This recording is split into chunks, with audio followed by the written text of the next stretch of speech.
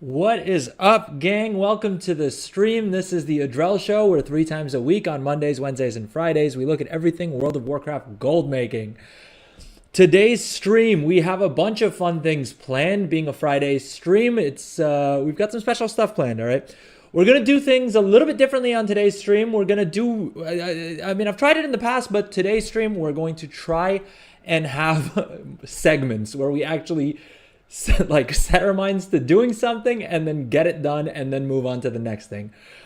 Usually, if you guys have watched my stream, we sometimes jump around a little bit, and I think it may just be a little bit more interesting if we're a little bit more focused. But of course, we will have a lot of time in between for questions or for whatever else we feel like we want to do.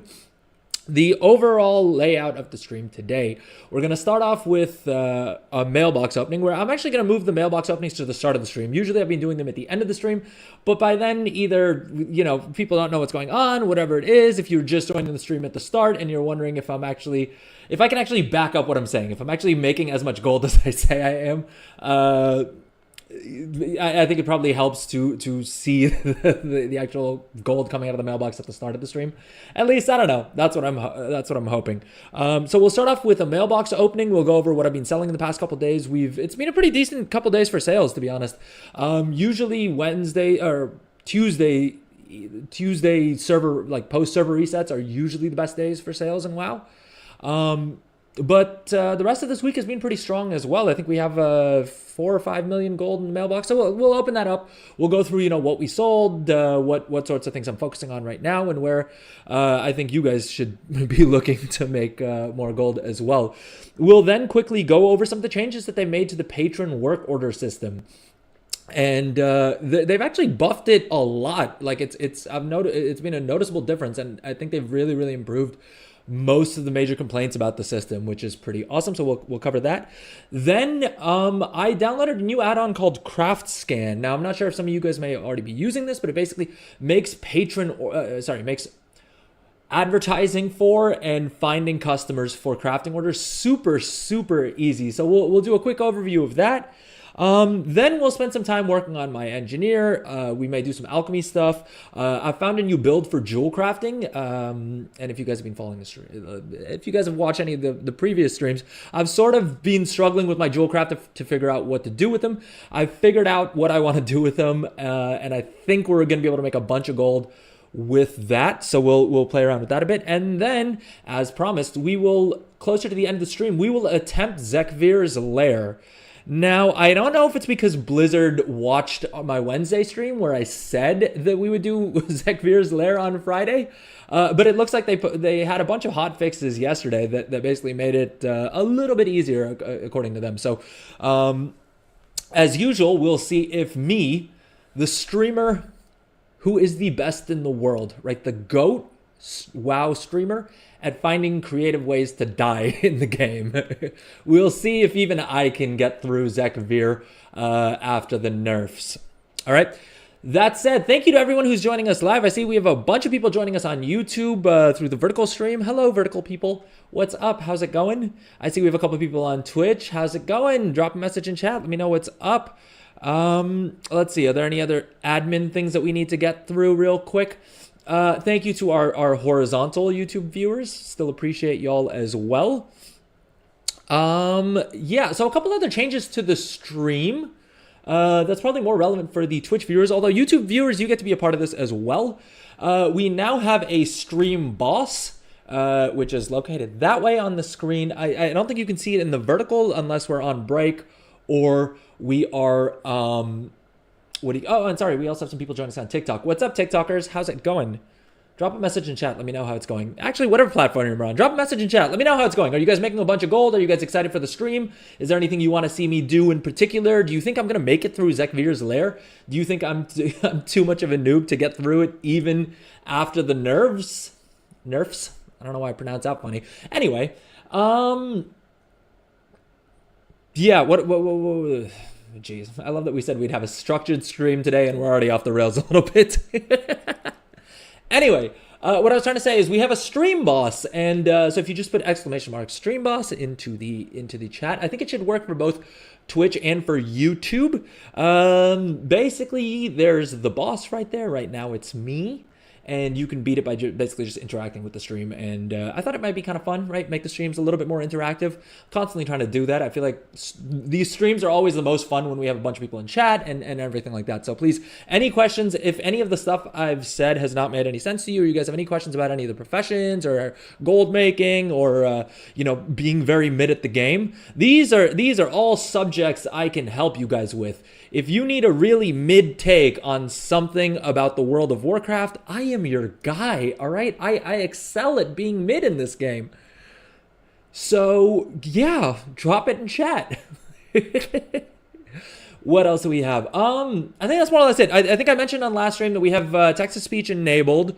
So if you guys want to have something really annoying said on stream and not have it come out of my mouth, that option is now also available. Is there anything else? I think that's more or less it. I think that's enough admin stuff, right? Let's get into the stream. It's Friday. We've got so many things to do, right? We've got a whole new expansion. I mean, I guess we're a month into the expansion, but everything still feels shiny new, right? Let's have some fun. Let's have some fun.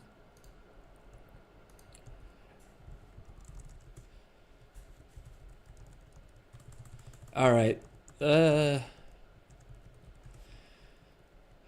Sorry, I've got some crafting order customers who are asking me if I'm going to be doing the crafting order. So we already have some gold coming in. The first gold of the stream, I guess, which bodes well. All right, let's. And this is, by the way, for those of you who are interested, this is the add-on I'm talking about. But of course, I will cover it in more detail when we get to that part of the stream. All right, so let's quickly do this guy's crafting order for him, right? Oh, I should probably start the crafting order just so there's no chance he canceled it. There we, oh, rank 3 materials. Oh, and I'm spec'd for resourcefulness as well, gang. This is gonna be a fat profit. Look at that, 6,700 gold. Making money on money at this point. I mean, that's just what I'm saying, guys. It's just not that hard to make gold. It really isn't. I mean, you need to have the setup right. And that's what this stream is for, to show you guys how I've got things set up and how you guys can do the exact same thing. Because honestly, making gold in this expansion is, I don't know if I can say easier than ever. Honestly, I probably can. I think this is the easiest expansion so far in which to make gold. Both for casual players, for more hardcore players, for alt armies, if you just want to play one character, it is literally, and I don't think that's like a crazy thing to say. It's honestly the best expansion for gold making, and I don't think it's close. But let me know what you guys think in chat. All right, if you think I'm full of it, if you think I'm wrong, drop a message in chat. Let me know what's up. maybe you guys don't feel the same. Maybe it's what's it called? What's the bias where you, like, because of what you see, you assume everyone else is experiencing the same, and maybe that's not the case for everyone.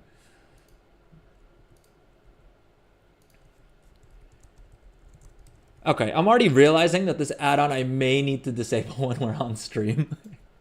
Because anytime I'm trying to do anything, there's customers sending me crafting orders, and I haven't really been doing too many crafting orders. Like, I'll pick up a crafting order here and there if they're up.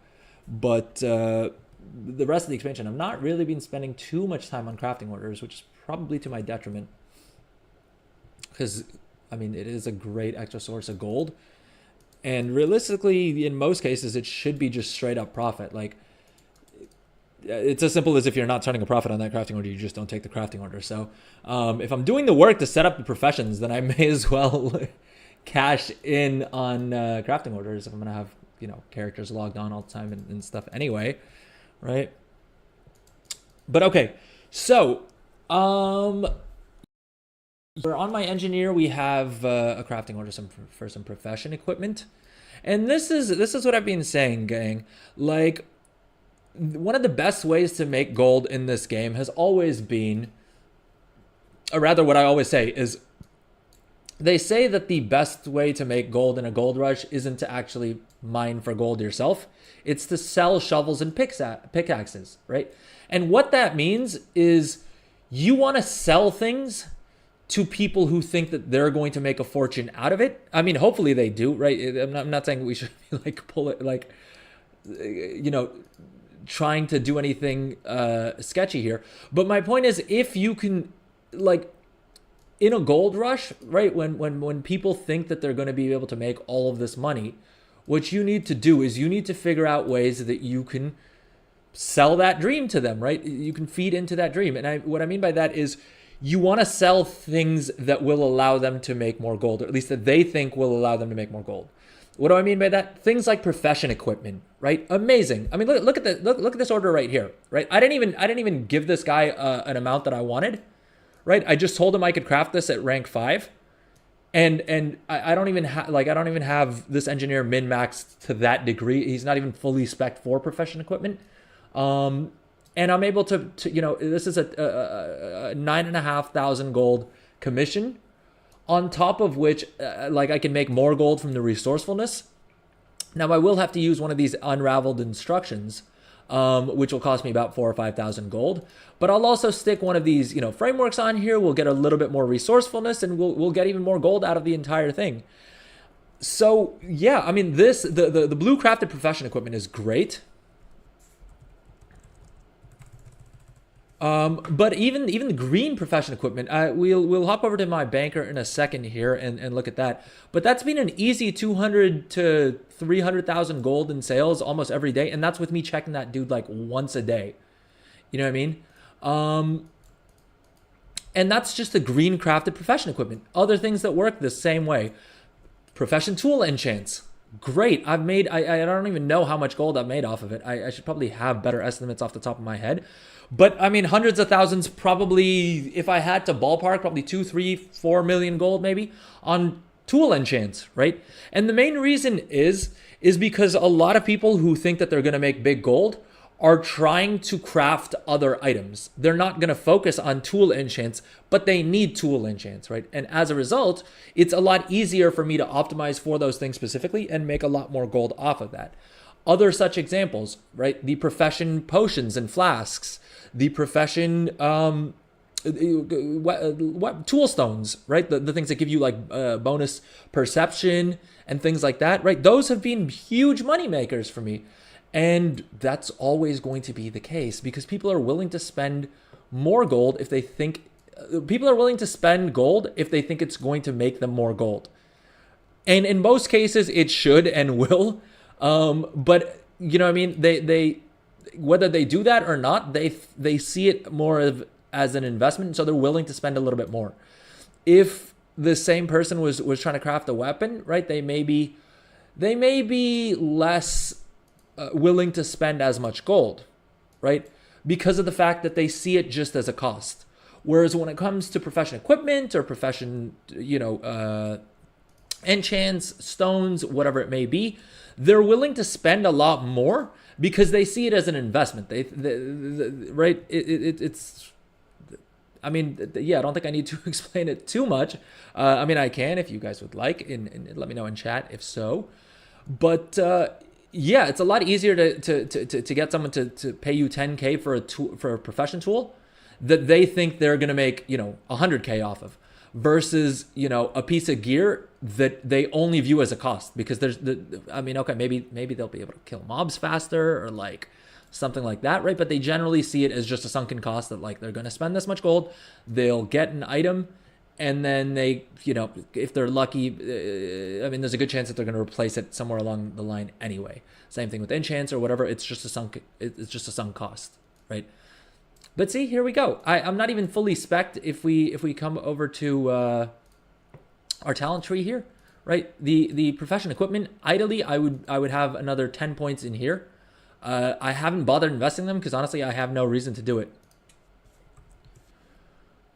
I mean, as you can see, I'm turning a like 15K profit on this item without even having it maxed out. And so I've been instead putting those engineering points into other things, and we'll get to what those are later on in the stream. All right, let's go ahead and craft this thing for this guy. Do we have a lot of buffs? Yep, we do. Inventor's Guile, right? The 12-hour engineering crafting buff. And again, throughout the stream, if there's anything I say that doesn't make sense or that that you guys are unsure about, or like that doesn't make sense, or whatever it may be, let me know in chat and I will be more than happy to explain myself, because I know I do have a tendency to sometimes just start rambling or start talking about things like everyone knows what the heck I'm talking about. And a lot of people have spent considerably less time focusing on professions for good reason, right? The profession system is extremely complicated in the War Within. I did actually do a bit of an explanation on last Friday's stream, which I was supposed to edit down into a YouTube video. But as you guys may know, I've not been feeling particularly well the past week or two. I mean, since yesterday. Well, yesterday I finally spoke to a doctor and got myself on some antibiotics, and so we're some antibiotics and some steroids and stuff like that. So hopefully we're out of the rough part, and we won't have any more delayed or like low energy streams. Although I think, to be fair, I think Monday's stream I was dying, and when I was watching back the VOD to like make clips out of it, I felt like I could hear how sick I was. I don't think the stream quality suffered too much. I mean, maybe I was wrong. Heck, Wednesday as well, I was pretty unwell. I'm not gonna lie to y'all. But again, let me know in chat if you guys watched that stream. Did I sound super sick, or what? Did I do okay? Did I do okay? I don't know. Chat on the day was telling me that I sounded, that the things were okay. So I don't know. I would love to get you guys' insight though. What is up, YouTube folks? I see we have like 10 people watching the vertical stream. I'm so glad I set that up. But let me know how it's going. Let me know if you guys have any questions. If how the video setup looks. Is it clean? Is there should I zoom out a bit more? Can you guys see everything on stream? Let me know. Oh, 1 second. I have the wrong screen up. Let's pull that up. And we're just configuring Craftscan. We'll get into the setup options in a bit. Or actually, should we do that now? Maybe we'll change it up. Maybe we'll start off with Craftscan. All right, so folks, what you're gonna want to do is go over to wherever you get your add-ons from, and pick up this add-on called Craftscan. It's Craft, C-R-A-F-T, Scan, S-C-A-N, one word. And yeah, I mean, I use CurseForge. Get the add-on wherever you want. What this add-on will do, and let me. Should I disable Craftsim? No, we'll keep Craftsim up. But basically what it will do is it will give you, let's just uncheck all of these so that we have a little bit of a cleaner interface. What it will do is give you this lovely little Craftscan button down at the bottom here. When you click that, you'll then be able to come into your settings. And what you want to do here is basically you can set primary keywords, like profession specific keywords, and then also select which professions you want to enable. All right, so from this window, let's do this in the center of the screen just so it's easy for our vertical viewers to see. But basically, you'll want to scroll down to the bottom and work your way from the bottom to the top, because the things at the bottom are the things that you'll probably have to change the least. All right, and so basically, you'll set primary keywords, and you'll set primary profession keywords. I should probably explain what this add-on does. What this add-on does is it will basically monitor your chat for people who are looking for crafters, right? So as you guys may be aware, if you guys have played in Dragonflight, or if you've messed around with the War Within profession system at all, of course you have the whole crafting order system, through which basically any player can send a crafting order to someone that has a profession that has that is able to craft the items that they want. That can be high-level gear, that can be profession equipment, right? There's mounts, there's all sorts of different things that you can get through the crafting order system, including items that you could buy off the auction house. If you want to farm up your own mats and get it crafted, you can do that as well through the crafting order system. The issue is that you have things called public orders, right? But there's generally two issues with that. One, you can only do 4 public crafting orders every 24 hours. And so that's not too many, right?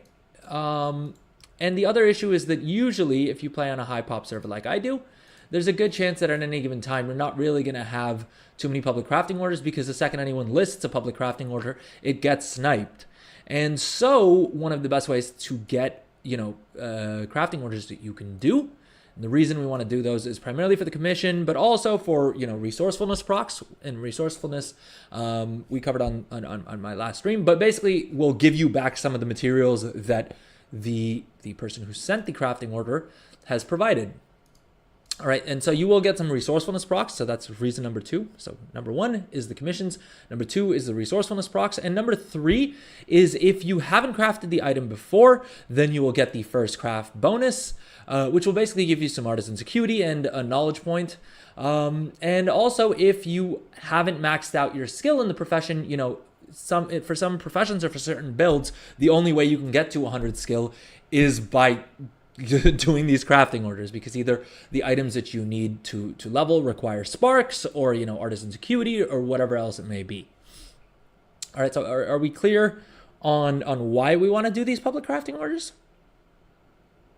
If no one says anything in chat, I'm just going to assume that we're clear and I'm going to move on. This is how I'm going to bait you guys into actually chatting. Or not, or no one will say anything and I'll continue talking to myself, which is also cool. All right, I talk to myself all the time, so getting to do it on stream is not the worst. All right, but coming back to our Craftscan add-on here, basically, you'll pick all of these things. I haven't messed with this at all. The main thing is just to hit scan all recipes and primary expansion. That's basically all you need to configure in here to get going. Now, once we've done that, you will want to open that window on every one of the professions that you have on this character and on all other characters as well, so that it can cache it for the first time. And after that, I believe it should just auto update if you like learn new recipes or whatever else. Right? The point is, if my game client wasn't frozen, there we go. We'll enable this for both of our professions, and then we'll get into the other options, because there's some. It's a really, really powerful add-on. It's already made me about 30,000 gold, and that was while like getting ready for stream. So that was like half AFK, and already it's made me about 30 or 40,000 gold in like 10 minutes of very distracted time. So I can only imagine that once we have this fully set up, it's going to be even more lit. But okay, so basically, again, we'll set up scan all recipes and primary. I'm not sure what the primary expansion button does. You know what? Let's hit the information button and see here.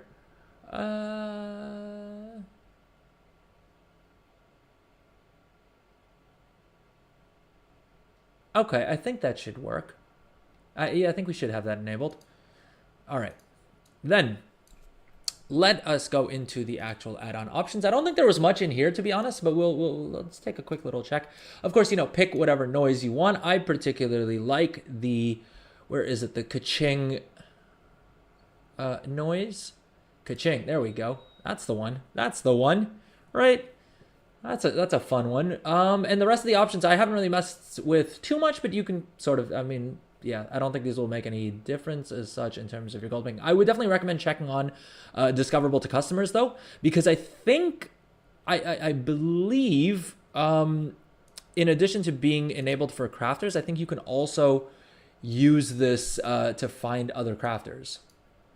But in any case, this is the main menu for it. I don't know how to move it. So vertical viewers, I am terribly sorry. You may not be able to see the entirety of this menu. Open settings. No, it doesn't give me the option to like unlock it. If you're watching vertically and you're not able to see any part of the interface, let me know. Or you know what? Okay, let's do this. I'll just quickly do this. We'll move this over so you guys can see the important part of this. At least hopefully you can. But basically, this is the interface you'll get. Now, what this does, the different parts that we have here. The different parts that we have here. The first is this little checkbox here. And here you'll just enable, you know, which of these characters you actually want to do crafting orders for, which can be handy if you're like me and you have certain crafters that are geared for crafting orders and others that aren't really set up for crafting orders. Maybe like for tailoring, this guy's not really going to be good at doing any of the crafting orders. He's not really spec'd for resourcefulness. He's spec'd for multi-craft, which isn't great for crafting orders. So I'm going to go ahead and uncheck that. Additionally, you can configure whether you have visual alerts and whether you have sound alerts or not. All right, pretty straightforward. Now, where is... All right, I got to make sure that I put this in the same spot on all of my different crafters. But basically what will happen, and I'll just do a little test here.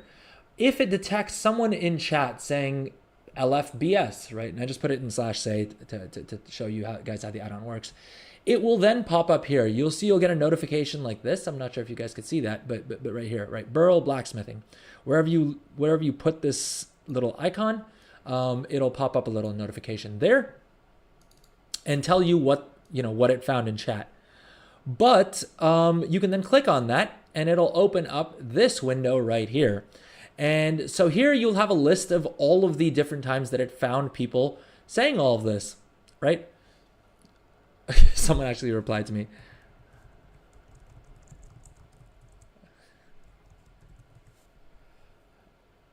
All right. So yeah, it'll show you all the different people that, it has detected in chat.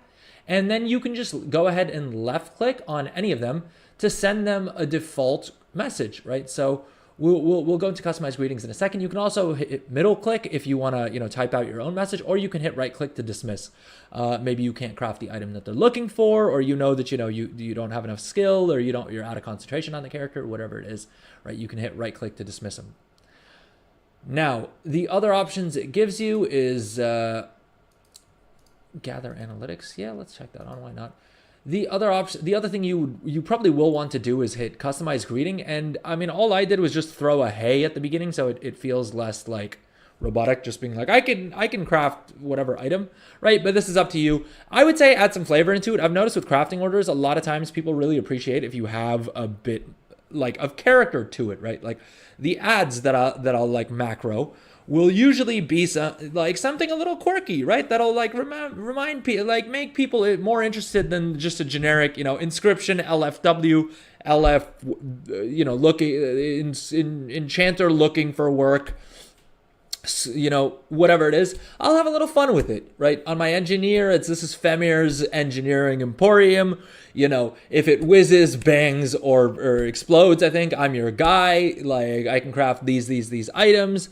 And then, warranty void if item is used. Like just having a little bit of fun with it. I've noticed that it seems to get me more crafting orders. And just makes the whole game a lot more fun and interesting, right? Reminds me of old school vanilla when you had enchanters who would just camp out in Ironforge and were like well known on their server and had creative ads and stuff like that, right? Yeah. Yeah, I feel it makes me more gold. Maybe it doesn't. Test it out and let me know. The other cool thing that Craftscan allows is account linking.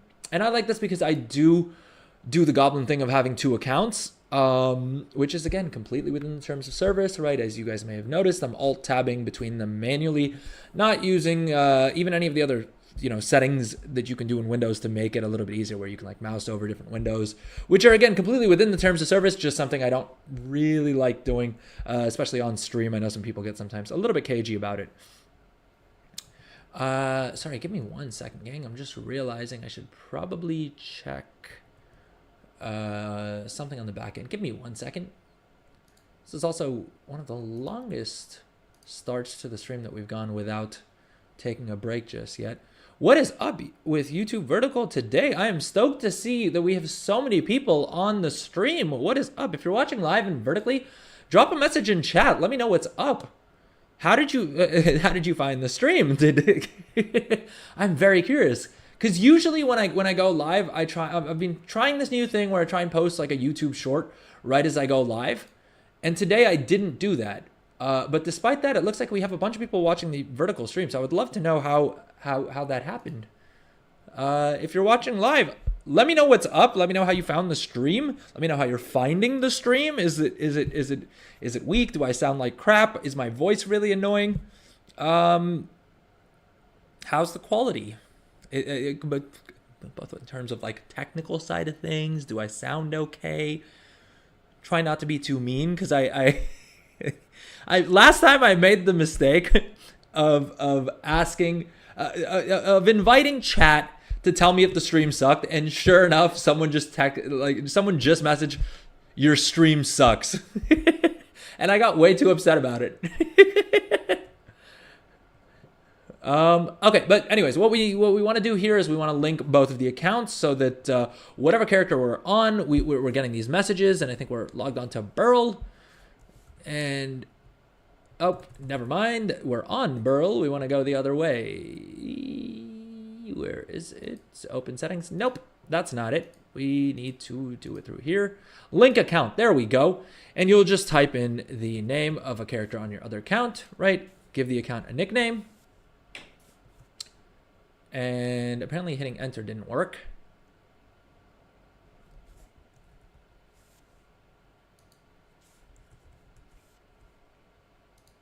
There we go. Link account.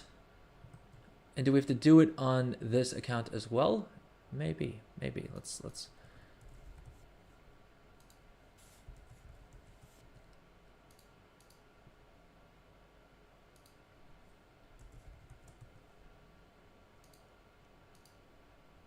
Boom, there we go. Okay, so now we can see it's all synced up, right? And so now both of our accounts, we can see all of the crafters. I haven't logged into all of my characters yet, which is something that I need to do. And something that we may do on stream just for the fun of it, right? Customize greeting.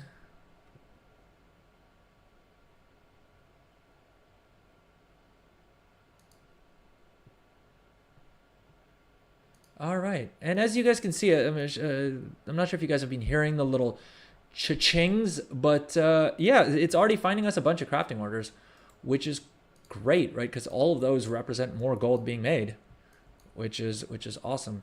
The other thing I like about this is that it manages, like I believe it'll tell you if you've interacted with any of these players in the past, which is nice because it'll allow you to sort of identify, you know, repeat customers, and then you can be a little bit more friendly to them. Be friendly to everyone, but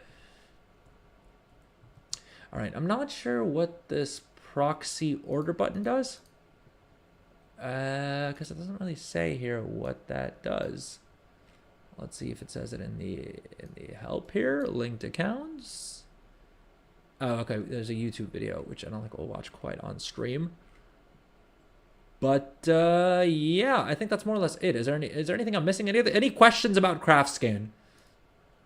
Anything that wasn't clear or that I can clarify? Because I'm not gonna lie to y'all, I am going to make a YouTube video out of this. I mean, I thought I would be a little bit better at explaining it, and so that there would be less editing required. But hey, it is what it is. We have what we have, and we got to make our peace with that, right?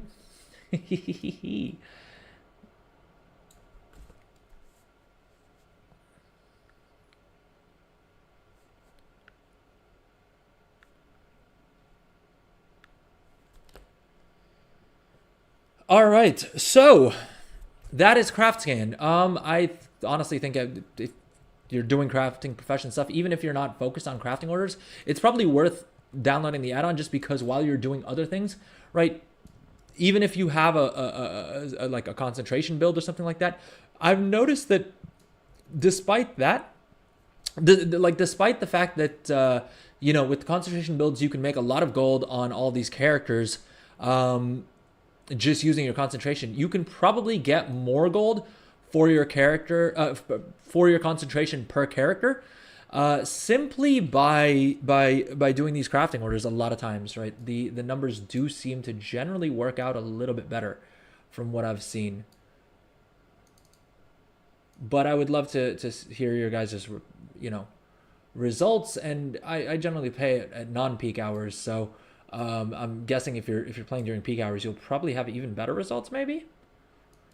All right. Anyway, we're gonna take a quick little break, and then we'll come back and we'll do the mailbox openings. How does that sound? Let me know in chat if you guys, how much gold do you think we have? This is just one character where we have about, what is it, 165,000 gold. I think I did a mailbox opening on this dude yesterday. So a little bit less gold on this dude, but this is not my main banker by a long shot. My main banker sitting at 4 or 5 milli.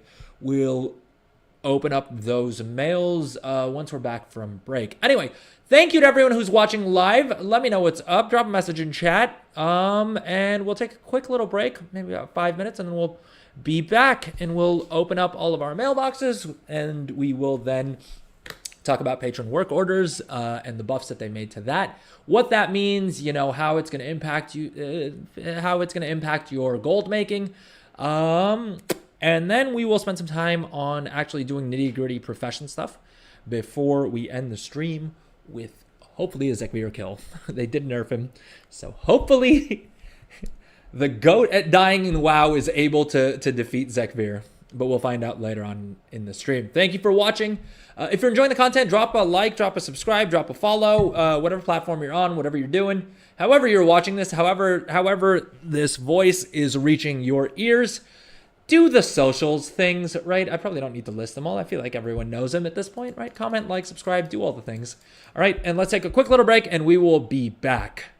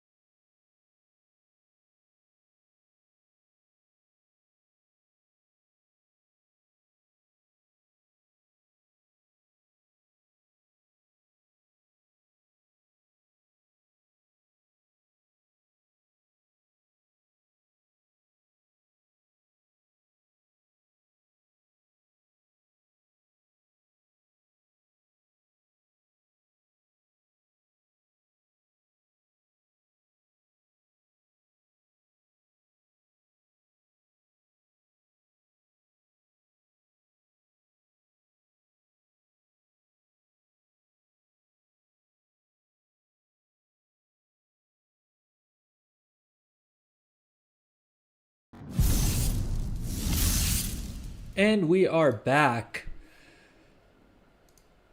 Up. All right, and the TikTok stream is fixed too. What is up, gang? Welcome back. So far on the stream, we've covered the Craftscan add-on, which I highly recommend everyone downloads. If you're engaging with the crafting system at all, crafting orders is something that I've generally stayed away from because of the fact that it's just too much of a pain to generally find customers. But this add-on takes out a lot of the messiness from it, and so as a result, I would strongly recommend downloading it and farming some crafting orders. All right. So next up on the stream, we are going to look at the patron work order system. Blizzard has made a bunch of buffs to it, and they're actually super awesome. The patron crafting order system is something that I've wanted since vanilla. And so I was super excited when they discussed adding it. Like when Blizzard was talking about adding it to the game, there were quite a bit of creases that needed ironing out, like the fact that a lot of the times the crafting orders just didn't really make sense, right? But hold up, sorry, one second. Am I seeing 154 likes on TikTok? Is that correct?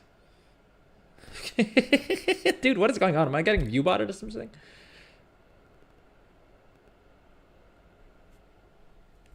Sorry, give me 1 second. I'm trying to figure out what the heck is going on. Dude. Thank you for all the likes, TikTokers. Jeez.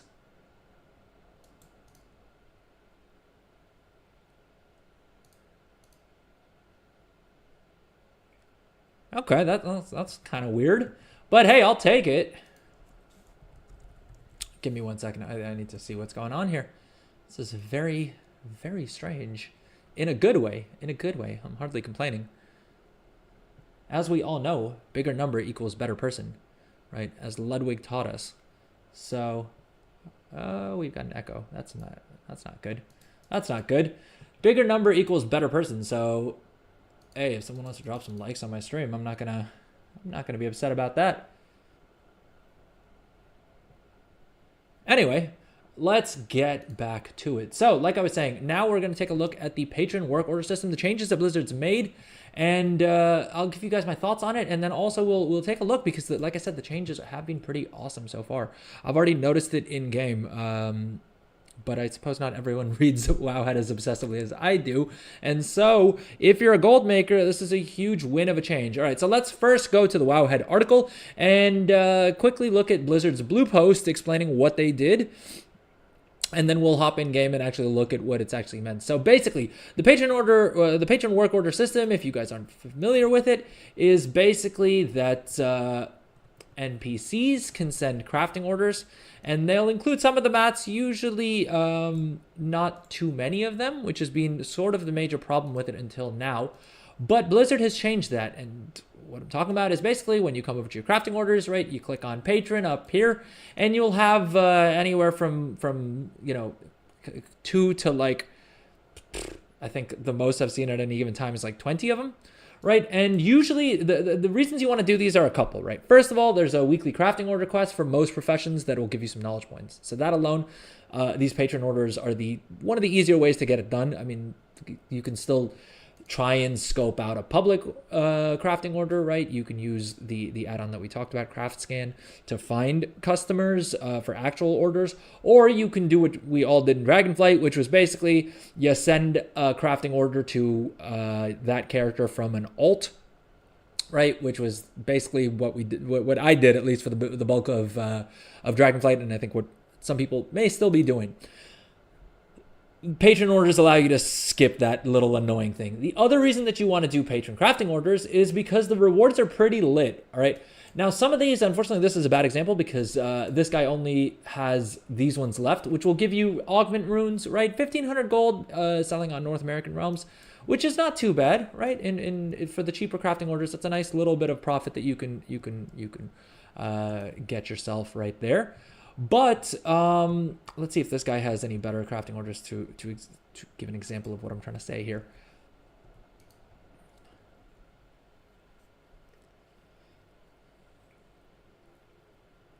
Give me 1 second. This is taking its own sweet time in loading. I don't know why my WoW client is lagging so hard. Ugh, always fun to have technical issues on stream. No matter how much dang time I spend off stream trying to optimize everything on the technical side. You guys have heard me say it a million times. I promise you, I spend a lot of time off stream trying to minimize how many technical issues we have, and it seems like no matter what I do, we're guaranteed to have a couple during the stream. But anyways, let's not spend too much time drawing attention to it, all right? Because maybe you guys think that I don't have that many technical issues. All right, so here we go. So the other reason that we want to do these patron crafting orders is because you can get knowledge points from them, you can get artisan's acuity, in some cases as much as 30 artisan's acuity, right? Which is great because we all need as much artisan's acuity as we can get. And so essentially the issue we had until now was in a lot of cases, you know, you'd get patron crafting orders that just had ridiculous mats, right? They were just stupidly expensive and not really feasible for a lot of people. You know, unless you were willing to invest a bunch of gold in your profession, there was a good chance that it was probably more expensive than you would ever actually want to do. Let's see if we can find an example here. Yeah, this one. This is a perfect example right here, right? The Earthen Master's Hammer. This is god-awful because of the fact that the patron crafting orders are completely RNG. So what orders you get and what orders I get may be completely different simply because of the fact that RNG works different for all of us, right? I don't think I need to explain how much of a blessing or a curse RNG can be to WoW players. But this crafting order in specific, right? It rewards 2 knowledge points, which also means it comes with 10 artisan's acuity, which means this is can make a pretty big difference, right? 2 knowledge points is very valuable, especially if you're at a break point, right, or anything like that. And you're limited generally by the system and how many knowledge points you can get per week in general. And you know, once you've exhausted your weekly knowledge points and you've done all the first crafts you can, you're kind of trapped. The only way to get more knowledge points and to get more artisan's acuity is the patron work order system.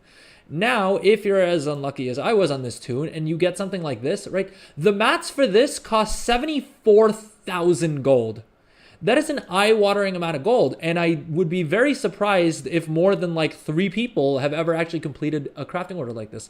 Now, there may be some big ballers, right, who have even more gold than I do. I mean, I'm sitting on 35 million gold, and I still wouldn't spend 74,000 gold on this, right? I don't know if the WoW billionaires would do it. Maybe, but I doubt it, right? Anyway, a lot of people were getting crafting orders like this, which was absolutely terrible, right? The changes that Blizzard has made, the awesome changes Blizzard has made to the patron craft order system is that basically now all customers have have a chance to provide the basic reagents, which is fine, but they increase the likelihood for all customers to provide better quality mats. Sorry, I was trying to say something and trying to read at the same time, which doesn't really work. But basically, as we can see here, what they've done is the basic reagents are more likely to be included now, which isn't a major change, right? It's a nice little quality of life thing, but that's not really what we're excited about. The 2 things that I think, well, the 3 things that are probably the biggest difference are, first of all, they've lowered the quality requirements on many potential orders that grant specialization points. That is great. A lot of times you would get patron crafting orders that required like a rank 5 or maybe even this one like a rank 4, right? Which unless I use up a bunch of concentration for and use like rank 3 materials for, right? I mean, this is a 60,000 gold crafting order in general. Now the rewards are pretty good. But even so, there's no shot that I'm spending 60,000 gold on this, right? And that's just the minimum cost. If I actually wanted to hit the quality requirement that this has, I would need to spend even more, right? It's nice of them to provide the profane tinderbox, but guess what? They're not providing the sanctified alloys, and those are going to be tens of thousands of gold in and of themselves, right? So what they've done is they've reduced the crafting quality required by 1 in many cases, which is a great change, right? The second change that they've done is that they have removed a bunch of the very expensive orders. I'll come back to that in a second. All right, let's start from the top. All right, let's think about doing this as a video. Blizzard has made a bunch of sick changes to the patron work order system, and they are going to save you a lot of gold and make it so that you can do a lot more of these patron crafting orders. The first change that they made is that they've changed the likelihood of of patrons actually providing orders by a pretty significant amount, right? As we can see from this table right here, in a lot of cases, it's gone from about 10% to 25%, right? Even Millhouse Manastorm has gone up to 5%. Great. Right, that should make these crafting orders a lot easier to complete, a lot cheaper to complete, and as a result, a lot more rewarding because of the fact that you'll be able to do a lot more of them, right? The second major change that they've made that is pretty awesome is that they've removed work orders for some of the very expensive items. Things like, the Remembrance Stone or the Flask Cauldrons, things that have mats that cost tens of thousands of gold, which again is a huge win. And the third change that they've made is that they've reduced the quality requirement on a lot of these crafting orders. And so as a result, you'll see on my blacksmith here, we already have way more orders now that we can actually do, including a couple of them that either require no mats or only require something like 4 bismuth, right? Which is super, super cheap to get done. Huge W change by Blizzard. And as a result, it becomes a lot easier for me to recommend that, everyone's staying on top of their patron crafting orders. I'll be honest, I've not been doing a great job of doing it myself. But spending around, what's bismuth running at? About 38 gold? Spending around 160 gold for 30 Artisan Security is lit as all heck. I don't think I need to explain too much to everyone why that's an amazing change, right? Yeah. So that's the patron order changes. I'd heard a little bit about it. I hadn't actually read the Wowhead article myself, so maybe everyone who's watching this already knows this. It was news to me, so I thought I might as well cover it on stream, give my thoughts on it, and so I did. Anyway, if you are watching live, drop a message in chat. Also, I forgot to mention, when we went to break, I guess I broke my headset. Now, generally, I haven't been using a headset too much, which is why I didn't bother getting a new one. But we now have a broken headset, and so this is even more jank than I would like it to be. I'm not a fan of this headset in general, but the problem is if I'm playing copyrighted music on the Twitch stream, then the microphone picks it up, and so as a result, I need to use a headset, and my AirPods don't always last, like the battery life doesn't always last the full 4 hours of the stream. So that's why I'm not using those. As a result, I think I need to get myself a new headset. And yeah, if you guys have any suggestions for good headsets, let me know in chat. And I'll look into that because I think I need to. I think this is a little bit too janky for my liking, if we're being honest, because I can just feel it resting against the back of my neck, which is never pleasant.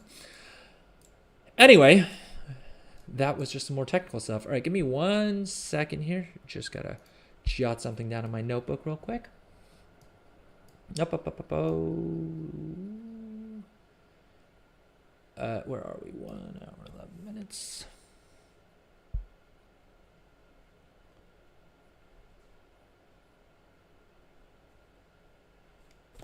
All right. So that's that done and out of the way. Now, as promised, let's get to the mailbox opening. All right, we've sold a bunch of things. Let's see how much gold we've actually made out of all of that. Oh, and we got a reload interface. Always fun. Always fun. Instead, we'll do my favorite activity in the War Within, which is flying in circles pointlessly, aimlessly around Dornigal.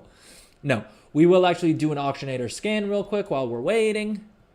Corn dye. Yeah, I literally enabled all the things to see if there was any reason for me to bother running corn dye brew on my characters. Because I think I have the mount that drops from him. Is there... Let's see here. Does all the things have anything for us? Brewfests, quests. Sure. Right. I guess we can get more of these tokens, which for some reason are still bind on pickup and not account wide, which is kind of annoying. I guess there's some toys. I don't think there's like a mount, is there? I think I have the mounts already. Tabard of Brew. That's interesting. Let me know in chat. Are you doing the Brewfest stuff? I've done it like in previous expansions. There wasn't really much else to do during the time, or the like trinket that would drop was kind of lit. This time, other than being able to snag them super cheap for disenchanting into shards, I haven't really found too much of a use for them. But again, let me know in chat. Are you guys running the event? Are you excited for it? Are you pumped for it? Or are you like me, where there's just so much to do in the War Within, like with War Within content, that I haven't really bothered running this on any of my alts. Especially because, I mean, mainly just because I already have the mount, right? And so if we've already got the mount, I mean, then what's the point, right? We like gold and we like mounts on this stream, all right? That's what we play the game for. And content, I suppose, is also something that I play the game for now.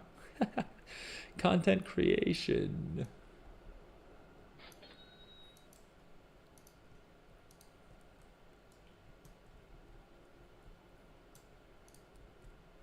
All right, so we will begin with the mailbox opening. Let me make sure that everyone on our vertical stream can see what we're doing here. Oh, no, I didn't mean to hit all expired. We opened a bunch of Dragonflight items.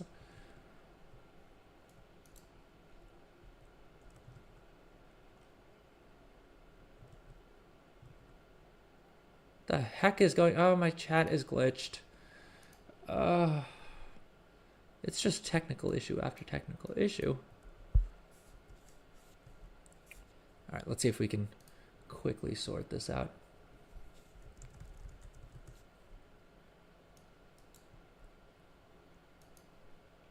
Oh, I probably have to get WoW Instant Messenger or one of the like chat add-ons, right? Do you guys use a chat add-on? If so, let me know in chat which one. Is it good? Do you recommend it? Are there new ones? I remember WoW Instant Messenger from back in the day, but I don't know if it's any good.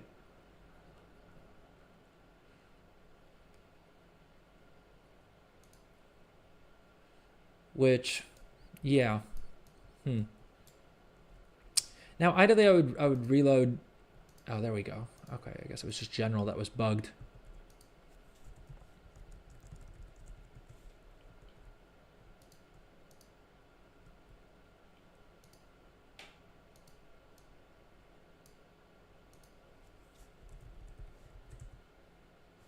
Why can't I send messages?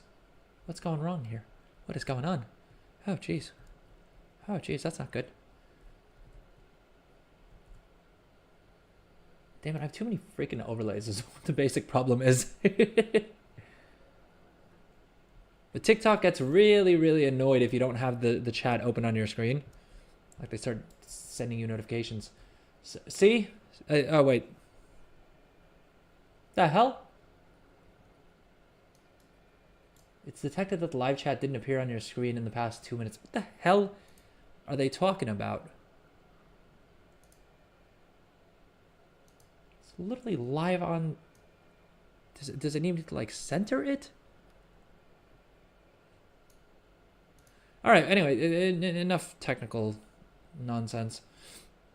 We said we're going to do the mailbox opening, and gosh dang it, we should go ahead and get started. I don't know why I procrastinate with this so much. I think the thing that I was trying to sort out was making sure that we have a good size view for the vertical viewers, right? Unfortunately, I can't shrink this down any further. I mean, I can shrink it vertically, but I can't shrink it horizontally, which means it's a little bit tough to see on the vertical stream. Let's see. Does that make it easier? All right, I think that's probably as good as we're going to get it. Yeah, there we go. Okay. All right, so first mailbox, we have 164,000 gold on this tune, and this is all green crafted profession equipment. Well, mainly green crafted profession equipment, right? This is on Illidan, so the prices are pretty low, but the volumes are pretty decent. Right, the other thing that we have, I mean, you'll see a couple other items here. You'll see some blue crafted gear. You may see some, crafted PvP gear. That's also been selling decently well for me. And then that's more or less it. I mean, we have some of the blue crafted gear, right? Some random greens that we looted here and there.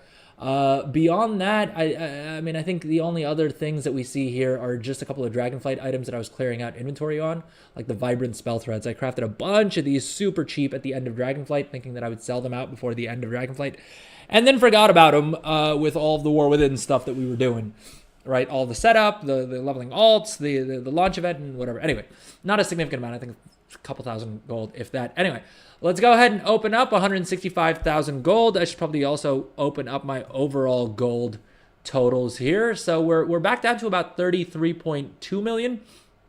If you guys watched Wednesday's stream, you know we hit 36 million. And I think today we should be able to smash that number as well. My goal is to hit 40 million gold by... When should we set the target? If you're watching live, drop a message in chat. Let me know when you think I should set my target to hit 40 million gold as. But anyway, this is 165,000 gold. Nothing major, right? Just sort of passive gold on the side is the way I consider it, because I don't repost. I don't repost on this guy really at all. Haven't been doing any cancel scanning on a server like Illidan. A lot of it will get undercut pretty quick. And so if I really wanted to be optimal about things, I would cancel scan and do all of that jazz. But I honestly can't be bothered. And 185,000 gold is not too bad, considering I'm also only posting 5 of these items at a time. And Auctionator doesn't want to let me post these. Anyway, it's only about 5,000 gold worth of items. So not the end of the world if we don't get these posted just yet. Let's go ahead and log over to my main banker, because that's where the big numbers are going to be. And I know we have at least 3 million gold, I think, in the mailbox. But I think realistically we probably have 4 or 5 million. Let me know what you guys think in chat. Is that sufficiently impressive? Because I know people also roast me in chat for saying, like, oh, we only made 3 million gold in the past 2 days. Which, for me, you got to keep in mind, gang, it's all relative, right? 3 million gold may be a lot for someone who's investing less, but for me, at any given point in time, I'm investing a lot of gold. And so when I only, like, I know that I've probably invested more than 3 million gold in mats and in setting up new professions and things. And so when I see 3 million gold, the reason that it doesn't feel like that much is A, because I'm used to the bigger numbers. And as we know, bigger number equals better person. But that aside, also because of the fact that I know that I'm spending a lot more. And so I need to make back a lot more gold to break even on all these things. But okay, here we go. Let's open up Trade Skill Master. And so, in our first mailbox, we have 2.9 million gold. Let's go ahead and open that. 2.9 million gold, which should bring us to well over 35 million gold. And then we still have some more mails after that to open up as well. And this chick continues to sell the same thing that she always does, which is basically consumables, right? Things on the region-wide auction house. Enchants, spell threads, armor kits, contracts, right? Bandages. I've been making a boatload of gold with Weavercloth bandages. I don't think I've talked much about this on stream, because I do like sometimes keeping markets a little bit to myself. Right, I generally share everything with you guys every now and then if I want to keep a little market to myself. Boom, gang! So we pulled 2.8 in the first, 2.9 million gold in the first mailbox, and we have another 765,000 in the second mailbox here, which brings us well over 36 million gold. We are going to end this at 36.85 million gold, and that's just after these 2 bankers. What do you think? Should we continue opening mailboxes to hit 37 million gold? I'm sure if we open up mails on all of my alts across, on different servers, we'll be able to hit 37 million gold. I think let's do it. I think let's go for it, right? Let's see if we can hit 37 million gold before we do anything else.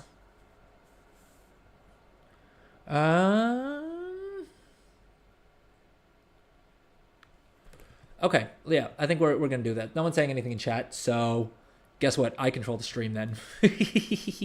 All right, 3.6 million gold that we pulled out of the mailbox, which got us to 36.85 million gold, right?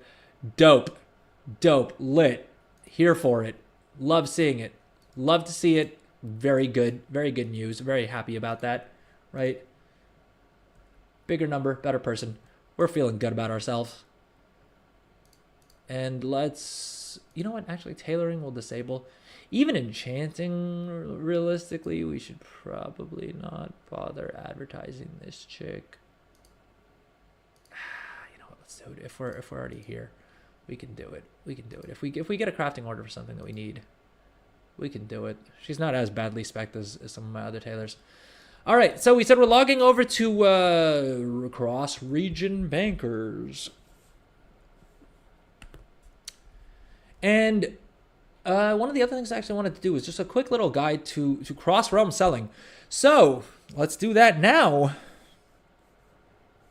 Let me just make a note here.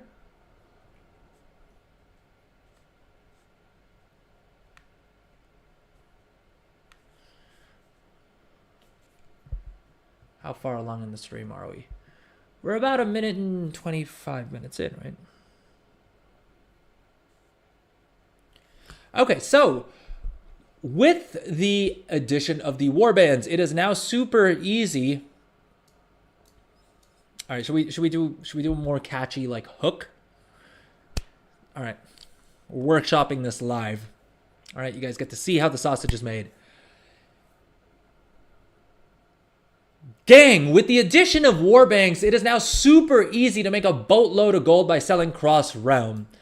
Here's a 1 minute guide to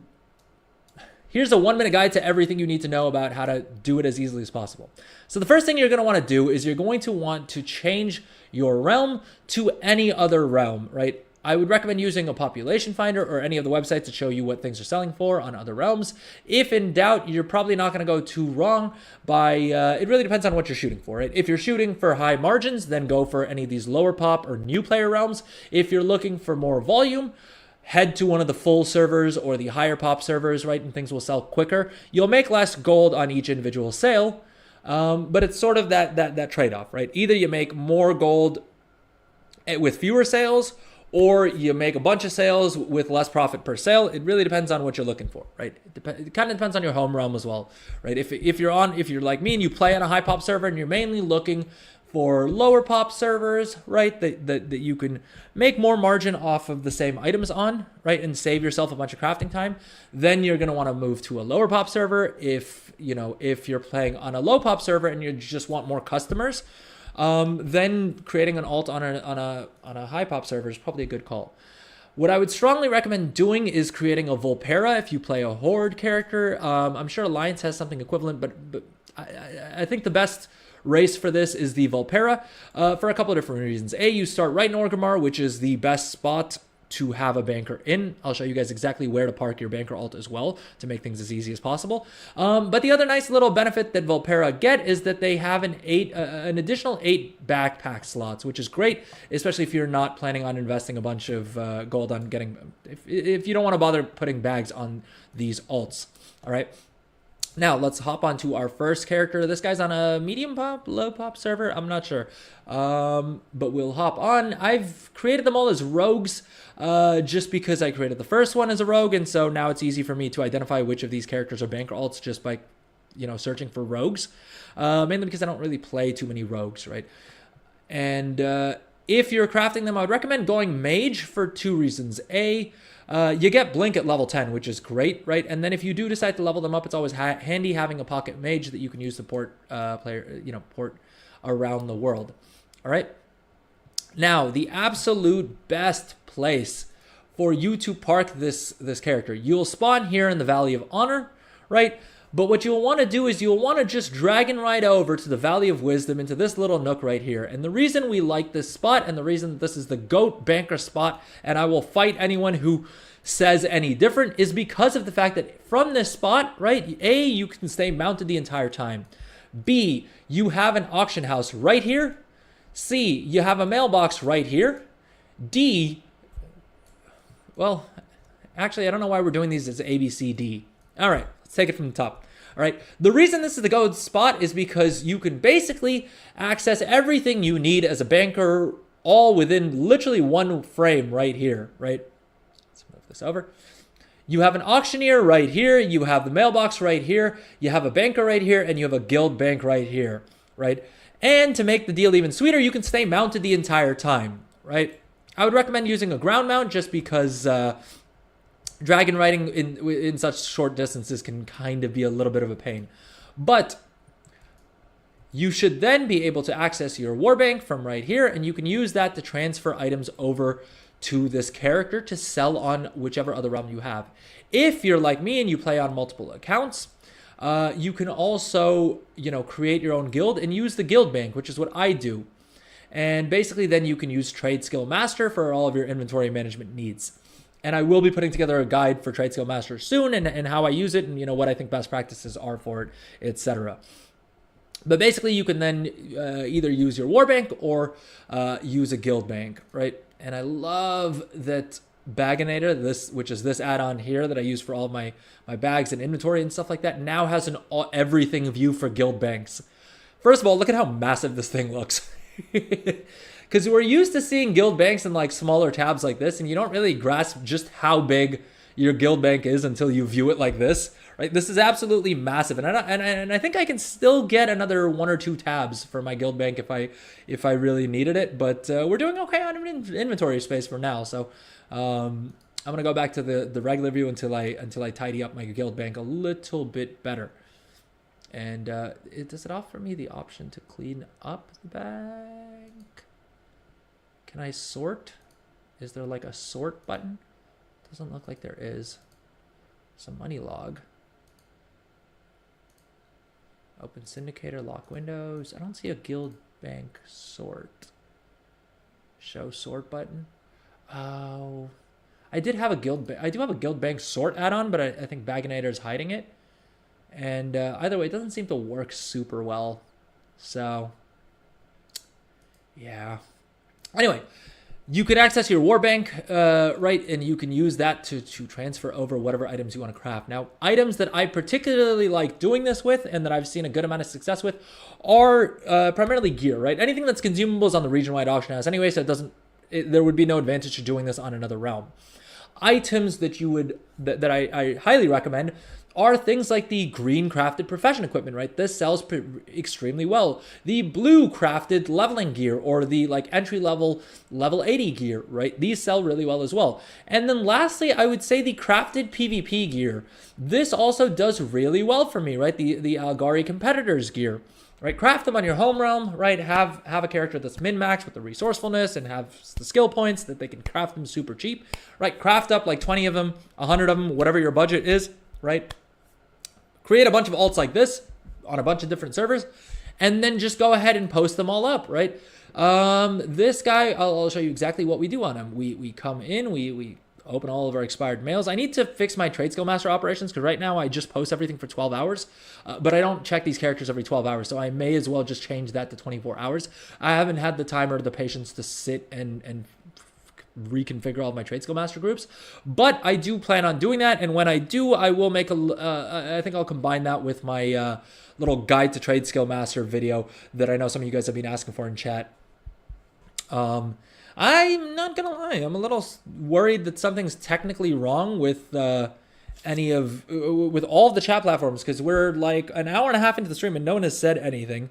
So let me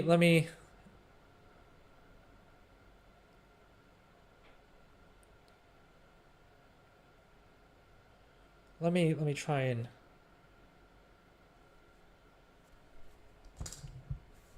let me see if I can make sure that the chat is working well.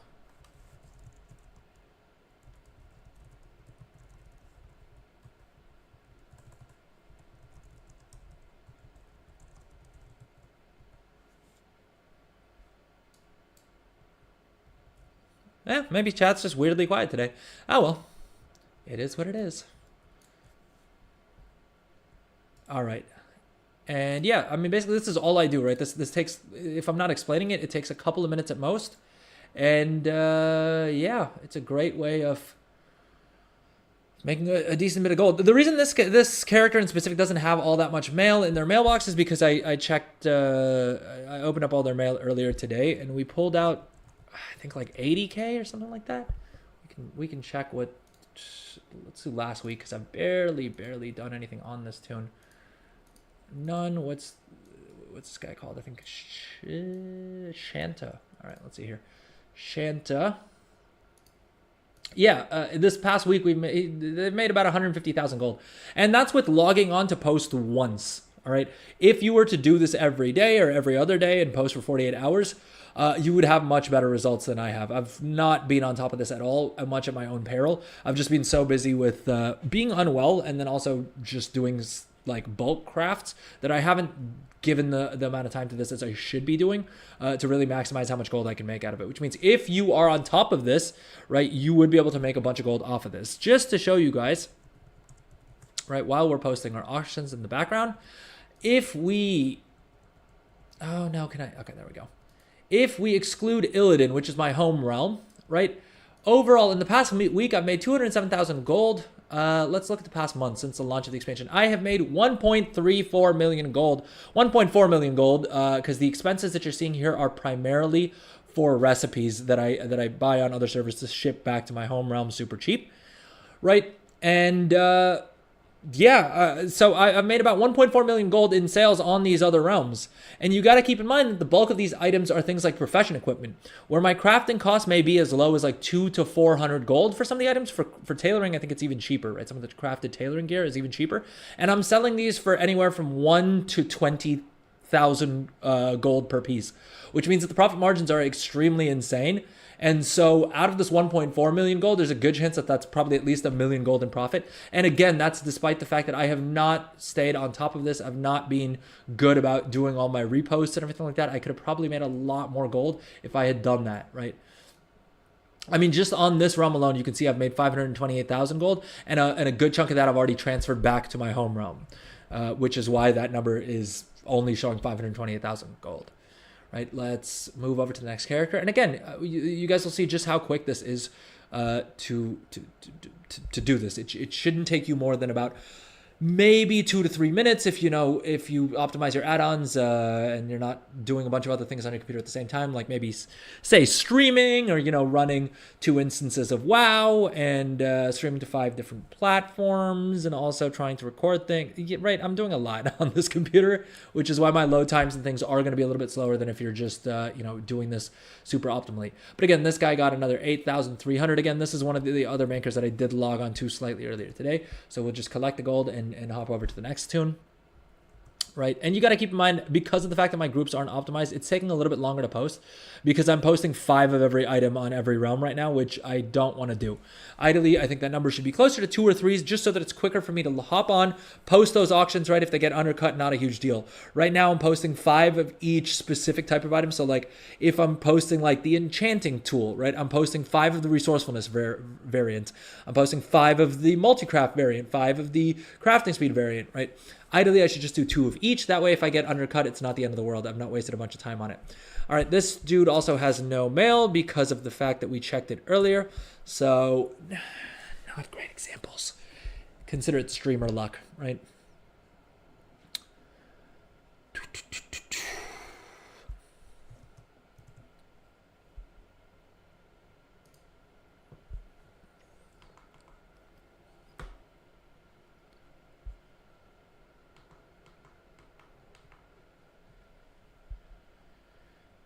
And yeah, I should probably also cover how to find good realms to sell items on, and while we're at it, to buy items on as well.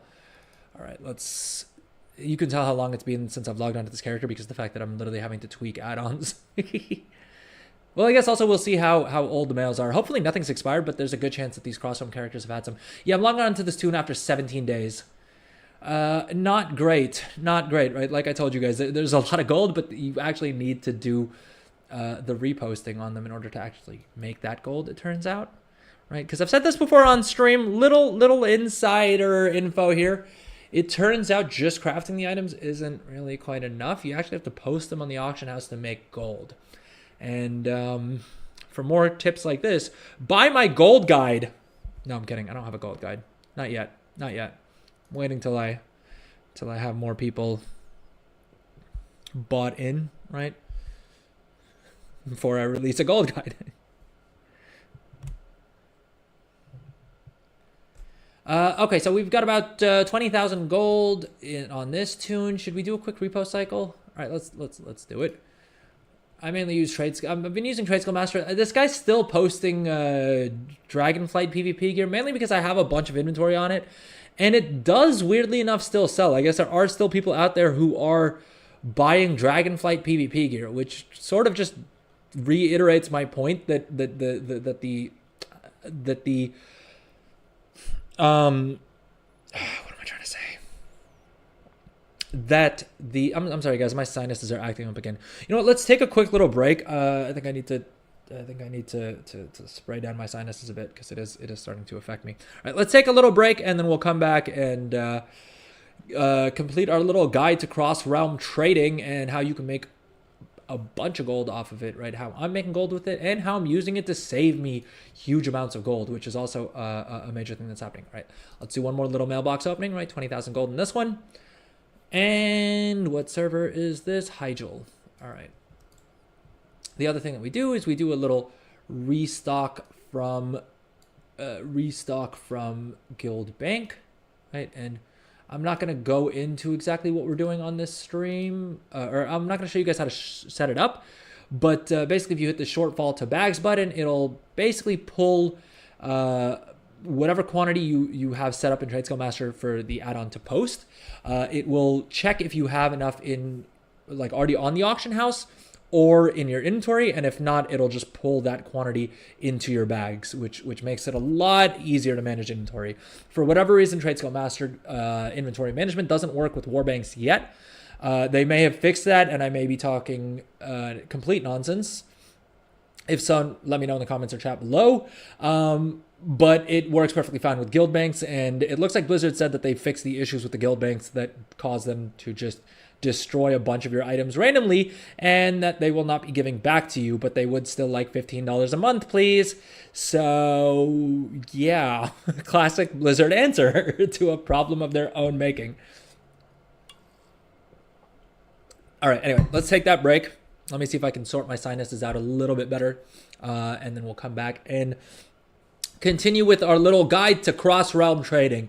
If you are watching live, drop a message in chat. All right, I'm seeing viewers. I see we got viewers on Twitch, on YouTube, on we had people come through on TikTok. I don't know if they're still hanging around. I see we have a bunch of YouTube vertical viewers. Hello, vertical viewers. Drop a message in chat.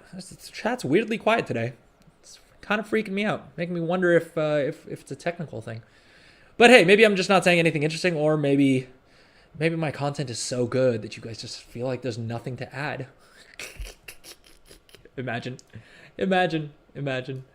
But okay, break, and then we're back, and we'll continue our little cross-realm gold making guide. All right, see you guys in 5.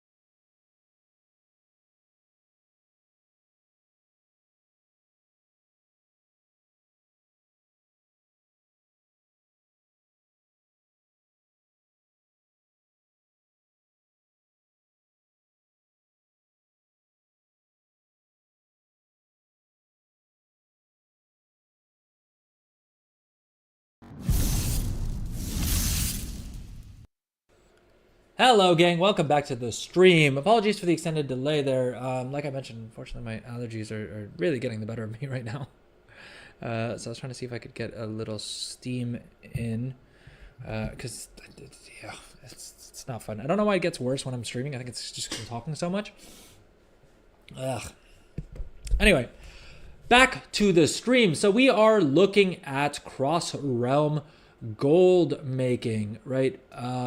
We went over, well, we started off the stream by going through the Craftscan add-on, right? We then looked at the patron work order changes, the patron work order system changes, I should say. And they're great, right? Like the patron work order system is much better now than it was before. We then spent some time, we then did our mailbox opening, right? We pulled, what was it, like 4 million gold out of the mailbox, which is not too bad, right? I think that's pretty decent. And now we're basically going through cross-realm trading and why you should do it, you know, what the profits kind of look like, what my procedure is and how I've been doing it, right? And we looked at some of the results as well, right? About 1 million gold in profit at least since the start of the expansion, which is, I think, a respectable amount. Right? But if you guys think any different, let me know in chat.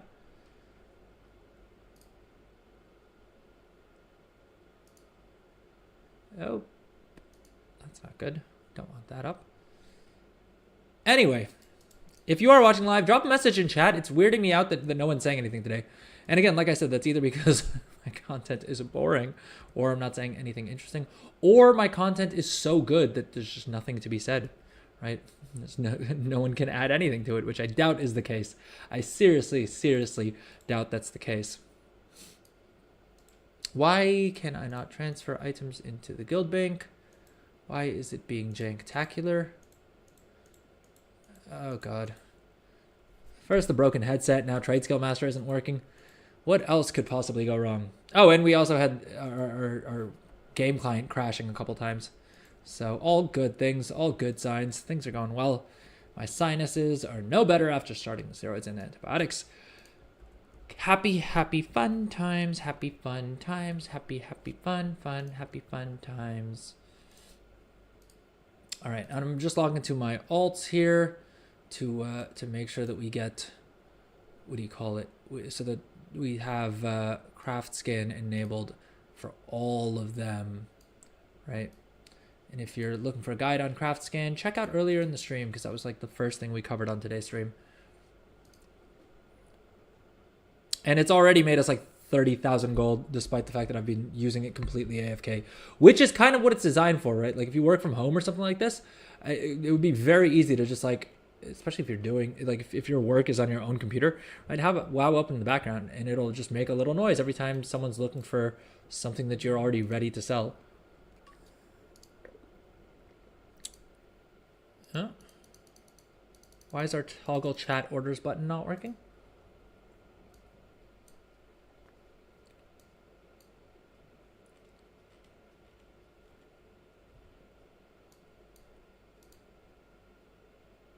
Ooh, lag spike. Lag spike. All right. Hopefully it cached the recipes. It's being weird. It is being weird. Anyways, I think we should be logged on this account in a second here.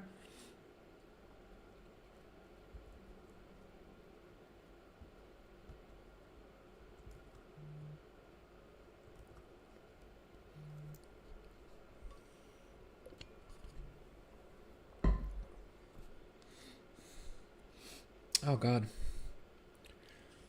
All right, pardon me. While we're on the loading screens, I'm just going to switch off my cam for a second, try and see if I can sort out my nose issues.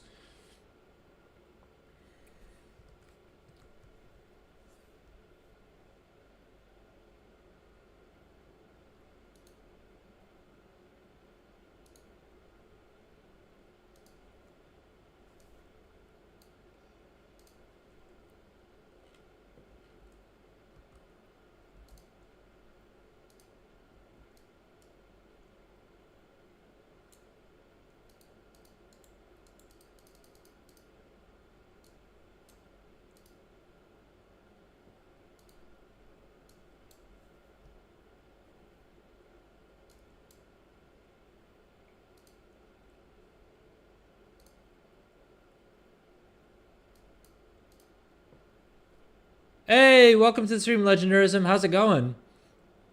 Exclamation mark lurk. Is that your way of telling me you're lurking, or is that like an actual command? Because I don't think I have anything set up like exclamation mark lurk. But maybe it's a, I don't know, is it a Twitch command or something? Does that do anything?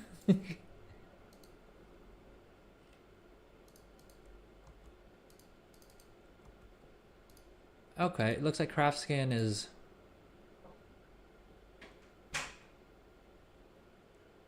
not showing up in the options menu. Is it not enabled or something? What the heck is going on? It's enabled.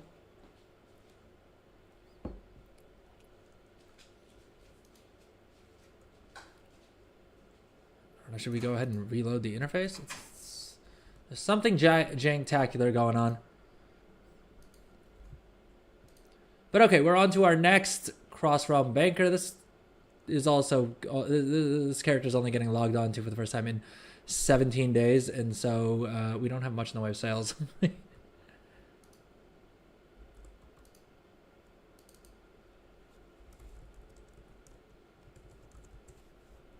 What is going on? Why is this add-on being so weird?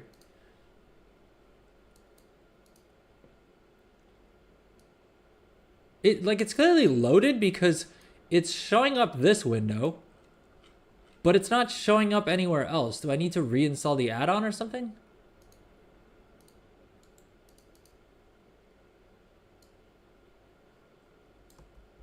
It looks like it almost seems like it's like half loaded or something. Because I can see the button here, right? And it's showing as Craftscan, like this part of the window is showing up, but for whatever reason, I can't actually open the main window or open up the options for it, which is very strange.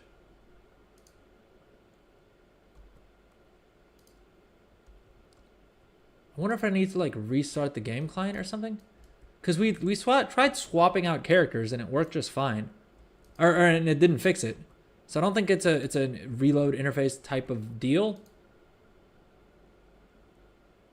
What the heck could be going wrong? All right, give me 1 second. I will be right back. Of course, this couldn't be the Adrel show if we didn't have some issues with our add-ons, right?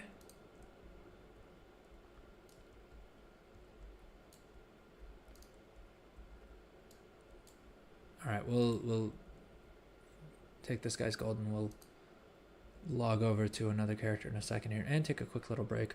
All right, let's... should I throw to a break or should we just keep the screen up? All right, I think I'm just going to mute myself for a little bit while we're looking at... What can we have on screen that would be interesting? Should probably restart my WoW client, see if that fixes the issue with the add-on. Very, very strange. Very, very strange. But hey, if anything's going to go wrong, it's with my add-ons, it's going to go wrong on stream, right? When I'm off stream, rarely if ever have add-on issues. But when we're on stream, it seems like all my add-ons, the only thing that all my add-ons want to do is stop working. All right, you know what? We will throw to a quick break. I'll try to make it shorter this time. I'm sorry to have to leave y'all just for a couple minutes here. I literally just need to go inhale some steam because the sinus thing is not getting better, and I don't think it sounds great on the microphone either. I don't know if you guys can pick it up from my voice, but anyway, we'll be right back.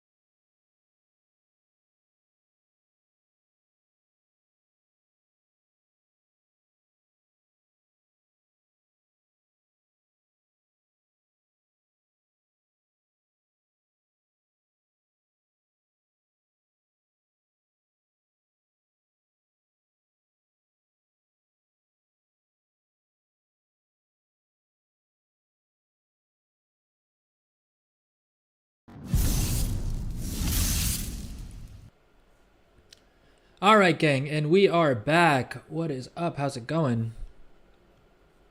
Legendarism, you still here with us? What's up, YouTube viewers? Hello, hello, TikTok. I don't know if we have anyone watching on TikTok. But if we do, drop a message in chat. Let me know what's up. If you're watching on YouTube, if you're watching on Twitch, wherever you're watching, drop a message in chat. Let me know what's up. How's your Friday going? How was your week? Did you make a bunch of gold? Did you not? And is that maybe why you're here trying to get some tips to make some gold? Because Lord knows we're covering a bunch of them. So far in the stream, we went over the Craftscan add-on, and in like 15 minutes after downloading it, it had already made me about 30,000 gold. We went over the patron order system changes and how Blizzard has buffed those and made it super, super good now.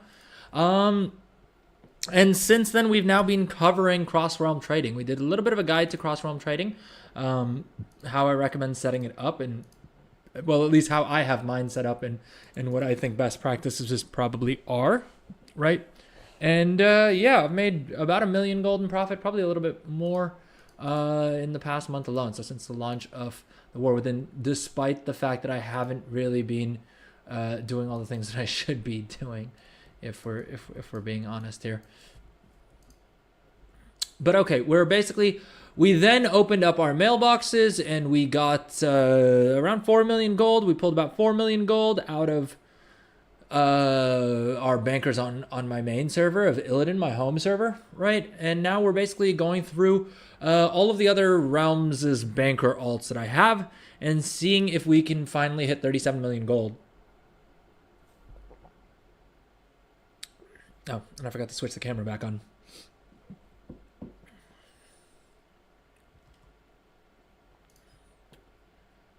All right, so let's see here. Who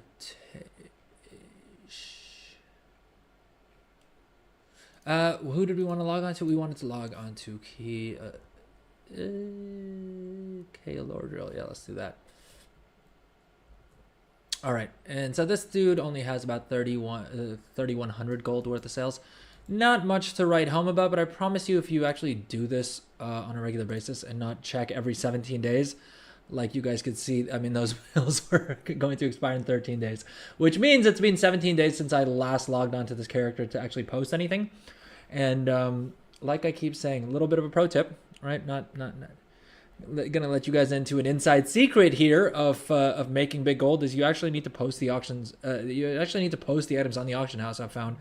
I found that that's a great way of making gold. It turns out it's not enough to just like craft them and have them lying in your bags or in your mailbox, which, yeah, I mean, if I ever release a gold guide, I will be sure to include handy tips like this. But okay, so that's that tune done. In an ideal world, I would be pulling things out of the guild bank and restocking that way. But I'm feeling a little bit lazy and I'm a little sick, and I wanna get to the other stuff we have planned for the stream, like spending some time tinkering around with engineering, alchemy, and maybe also some jewel crafting. I don't know. What do you guys want to see? Let me know in chat, because I have things that I need to do on my, like, I have set builds that I need to set up on my engineer, on my alchemist. I mean, I basically have builds that I need to set up for every single profession, right? I have a total of like 38 alts, I think, at max level that I've slapped War Within Professions on, but I haven't really done much with more than like maybe 10 of them. And even those aren't fully optimized. Like I don't think there's any character that I can say I can truly say that I'm fully happy with their build for. Hey, what's up? Welcome back, Spike and Ed. How's it going? Yeah, like this guy is sitting on 34 knowledge points that I haven't really figured out what to do with. So if we wanted to do enchanting, we could do some enchanting builds as well. I'm doing good, man. We pulled 4 million gold out of the mailbox, so that was kind of nice. We're almost at 37 million gold, right? Not on this account because this account doesn't update correctly. Yeah, this is the account that should show things properly, right? We're at 36.9 million gold. I think if we open up the auctions on all of these other characters, we should hit 37 million gold. So yeah, so stoked for that. That aside, my allergies are still killing me, man. I started I saw a doctor and I started taking like I don't know, man. He gave me some like steroid thing and like antibiotics and stuff like that. And I was hoping, like, I started those yesterday. I was hoping I'd be doing better, but I don't know if you can hear it in my voice.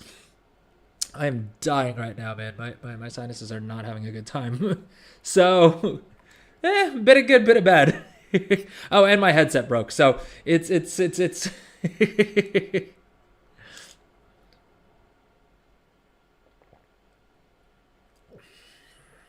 sunshine and rain clouds. So, but hey, that's life, right? 400K in the mailbox. Heck yeah, dude, that's amazing. 400K in the mailbox is a good day for anyone.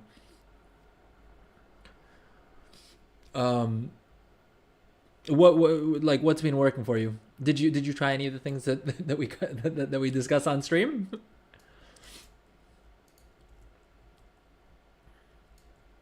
Oh, thank you. Yeah, I should probably stop whining so much on stream. Mostly enchanting. Yeah, dude, enchanting has been the biggest gold maker for me as well. I don't recommend it to a lot of people if they're struggling with professions, because I think it is a little bit more complicated than some of the other ones, and it's a bit more it's pretty competitive, because more or less everything you sell is on the region-wide auction house. Although I've made a decent bit of gold with just the enchanting rods as well, like the profession equipment.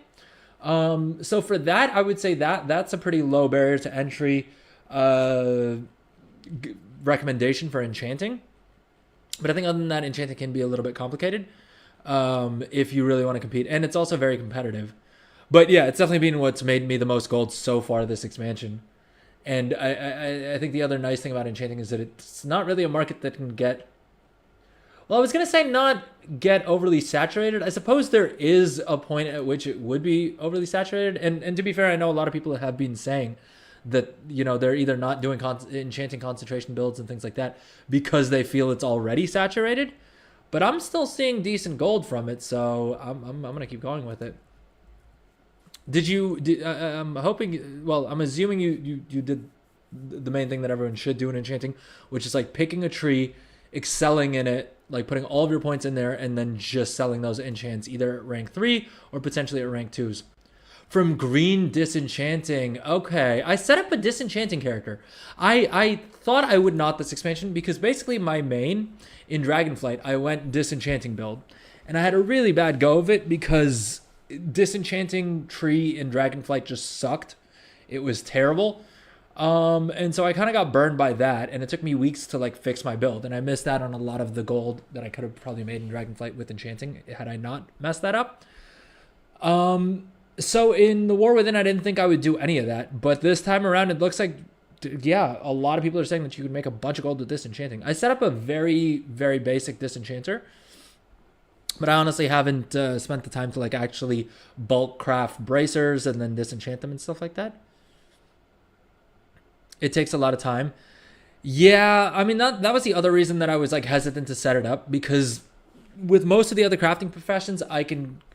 I say I can do this. I don't end up actually doing it, which is not great, just because I'm constantly trying to optimize things as opposed to actually crafting, which is where you make the actual gold, right? All the optimization in the world is not gonna make you gold unless you're actually crafting enough, which I'm not doing enough of.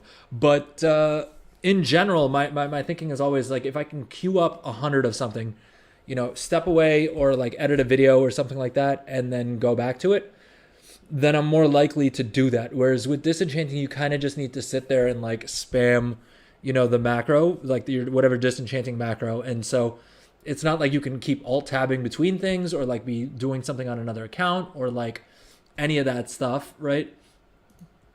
And so and also you're kind of limited in what you can actually sell to a certain degree almost. You know what I mean? Because if enchanting mats, if you're not able to get like, yeah, I mean, your input materials cheap enough, then you may not be able to break even as easily and stuff like that. What do I recommend for AFK gold? So I'll blow up a spot for myself. Remind me again, do you play North America or EU? I'm going to tell you what the thing is anyway. but I'm just wondering if I'm gonna have more competition for it. I'll give you one of my major sets. Okay, so you're NA. Either way, like I said, I'm very skeptical that at least with my audience side, there's like no shot of me like everyone watching this stream right now and everyone who watches the VOD later on, either on Twitch or on YouTube, which subscribe, like, follow, right? Like do the things if since we're on the subject. Even if everyone was to do that, none of these would actually like I don't have a big enough audience for it to make any difference in the overall market. But the one of the little gold farms that I didn't think would be a market and has sort of actually made me a good bit of gold is crafting bandages. Yeah, these Weaver Cloth rank 3 bandages are insanely profitable and they sell really well. It's super easy to get a character set up for them. I mean, basically all you need is 30 points into Less is More, which is a multi-craft tree, and then 30 points into quality fabric. I don't even know if you need that much of that, right? And yeah, and then the mats are super cheap, right? The mats are literally just one Weaver Cloth bolt, and if you really wanted to min-max things, you could probably even craft your own bolts to make things a little bit cheaper. Probably, potentially on the same character as well, because, I mean, quality fabric will give you the ability to do that. And the multi-craft will also help you with that. Nope, you don't need any concentration for it. It's literally just guarantee rank 3s using rank 3 Weaver Cloth bolts. And because of the huge amount of multi-craft that we have and the fact that our multi-craft procs even more, I mean, that's where the bulk of your profit is coming from. Essentially, on paper, all you're doing is you're converting a rank 3 Weaver Cloth bolt, which you can pick up on the auction house for about 130 gold, and you're converting it into a Weaver Cloth bandage, which is also selling for about 128 gold. But the point is that you're basically 20% of the time you're getting, 1 to 6 of them crafted, and with the multi-craft, you're gonna have that proc even more. Like you're gonna get even more. You're gonna get 100% extra items from it. And so yeah, and the bandages sell really well. I mean, I have 229 posts on the auction house right now, but that's also because of the fact that I crafted like 500 yesterday or the day before, and it's a 45% profit margin, which is pretty sweet. Now it's only about 58 gold per craft, but you got to figure in bandages, I have yet to see anyone buy just like one, right? Any customer at any given point is buying 10, 20, 40, 50 at any given time. And that's without me cancel scanning, by the way. And I'm not even doing the smart thing, which is to like put 100 on the auction house and then we'll like wait a couple minutes and throw up another 100. I just post all of them at once and they still sell pretty well. How do I get multi-craft up? You're at 17%. Yes, I'm not that far ahead of you. I'm at 19.4%. And that's basically just because of the fact that I have a rank 5 blue profession tool with multi-craft, and then I have the rank 5 coat with multi-craft. The thing that's kind of nice about tailoring though, well, I mean, the reason that I love tailoring in general is because it's super cheap to set up, right? The mats are super cheap, so most of these shuffles you can have pretty good margins.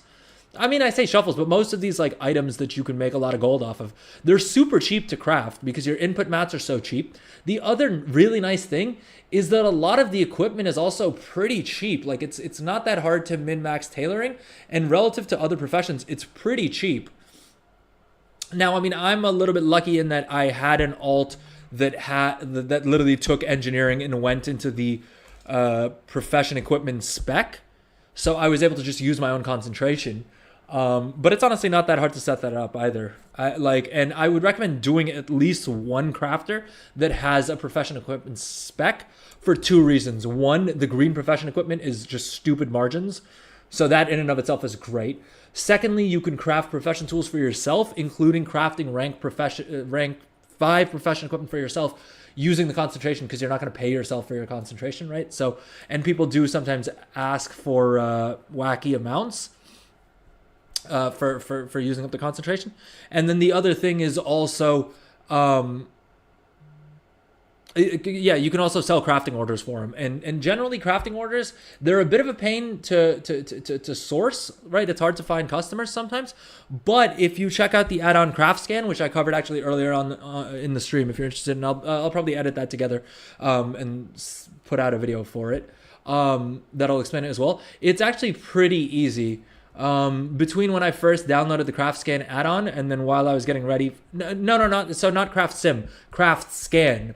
It's this add-on here. I don't know why it's bugged out on my main account right now, but I literally I found out about it yesterday and I downloaded it just before stream. While I was setting up for stream, I was like, oh, let me check it out, and I installed it and I was doing all the like stream setup stuff, and it already made me like 30,000 gold, which is pretty dope because I was doing it more or less AFK, right? I was alt tabbing and doing a bunch of technical stuff.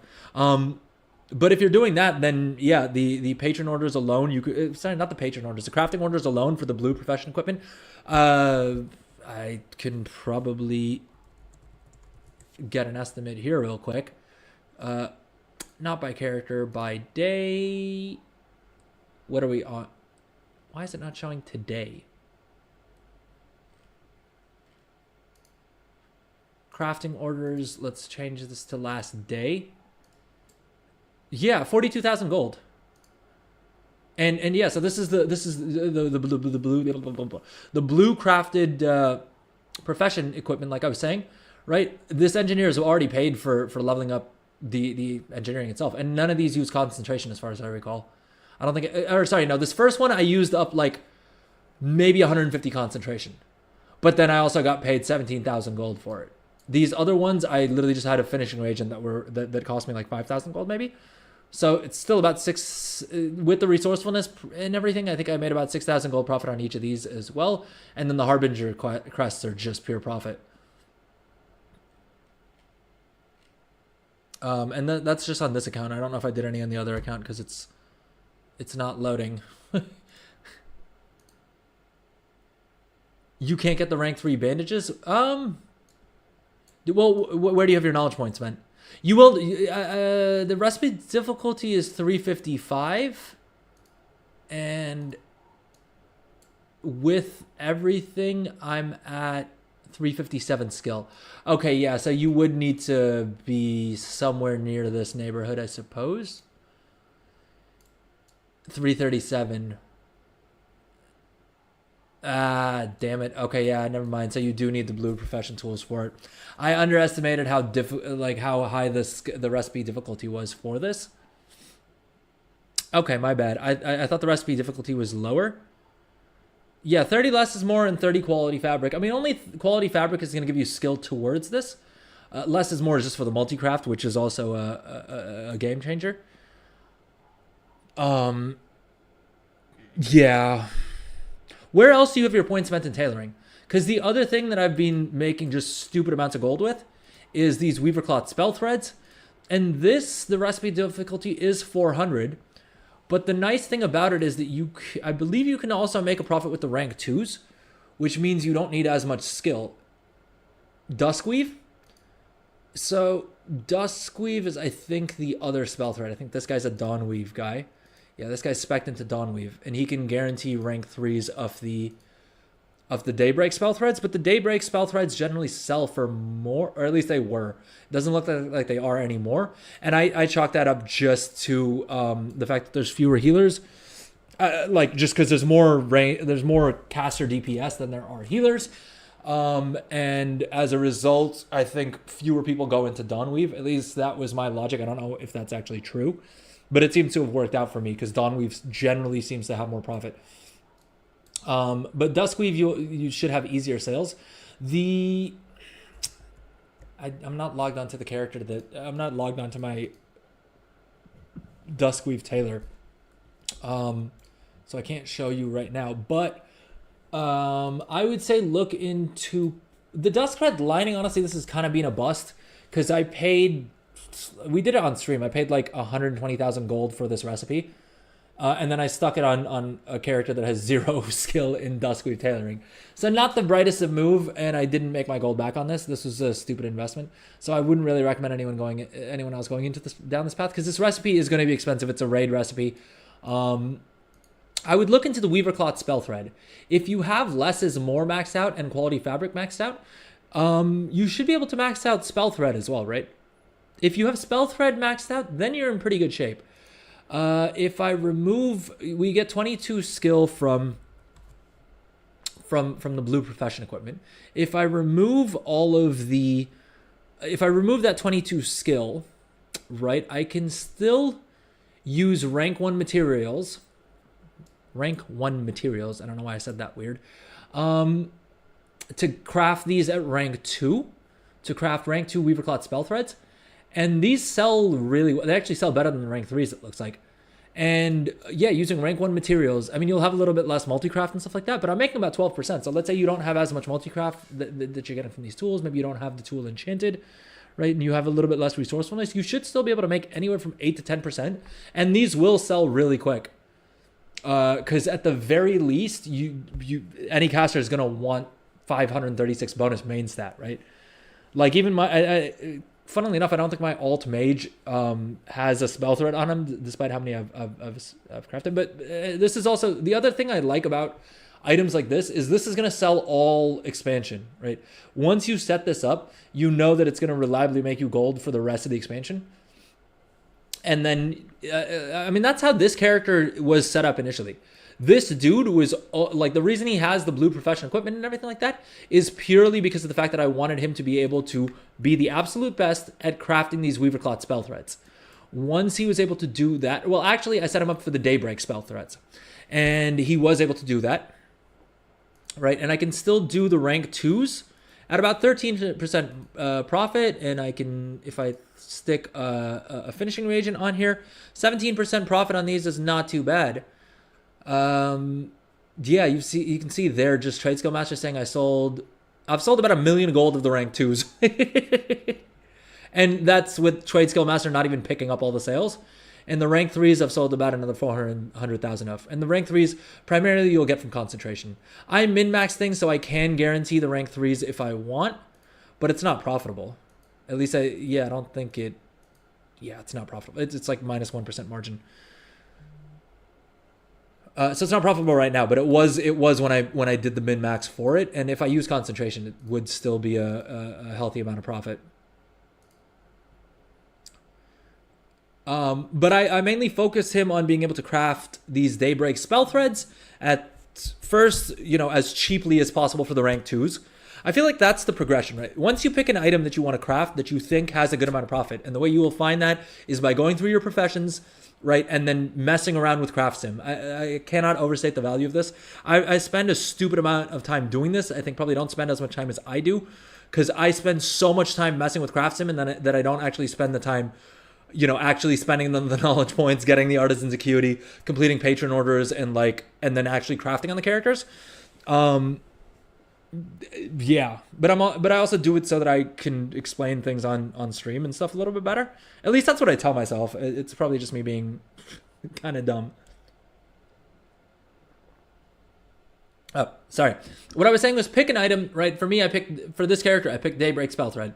And then I basically, my first goal was to be able to craft the rank 2 version of this item as cheaply as possible and with as much multi-craft as possible. Right? Which is sort of saying the exact same thing, right? But basically my first goal was I need to be able to use rank 1 mats to craft the rank 2 items and, then have as much multi-craft as possible. If it's an item that allows for multi-craft, if it's an item that doesn't allow for multi-craft, then focus first on resourcefulness. But basically then I would go into the trees and see, where else can I get, first and foremost, multi-craft. Second of all, where can I get skill towards these items?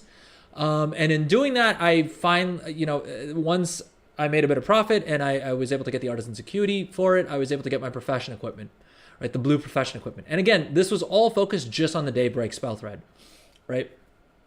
Gradually, by spending the knowledge points and getting the profession equipment, I was able to guarantee these at rank 3.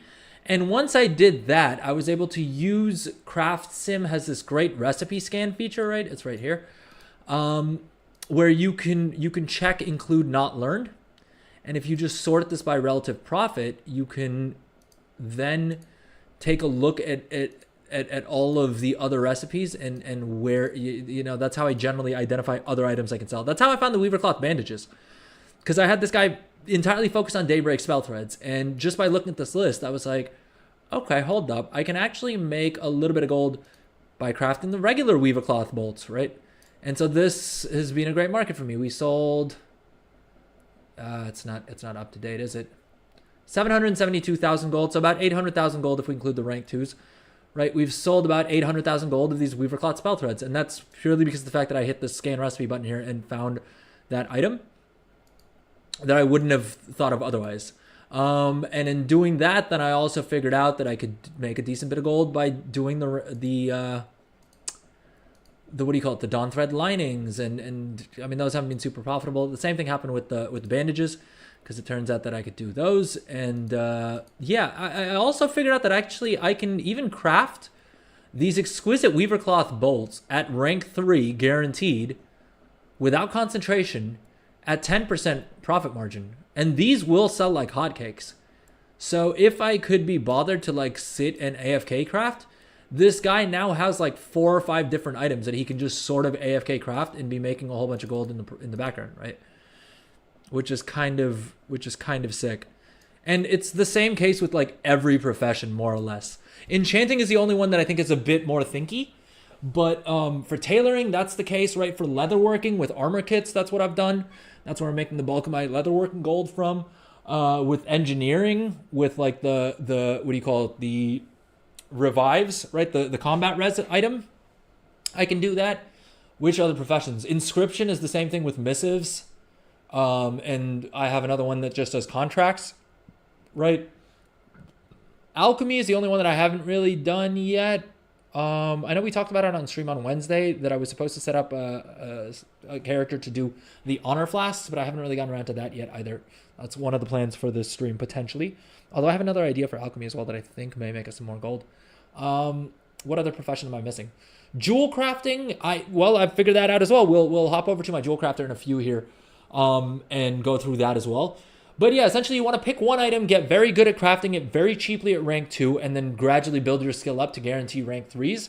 And in the meantime, use up your concentration to craft those at rank 3 and sell those, right? And that in and of itself is 90% of the journey. It's really up to you if you want to put in the extra legwork to guarantee rank 3s.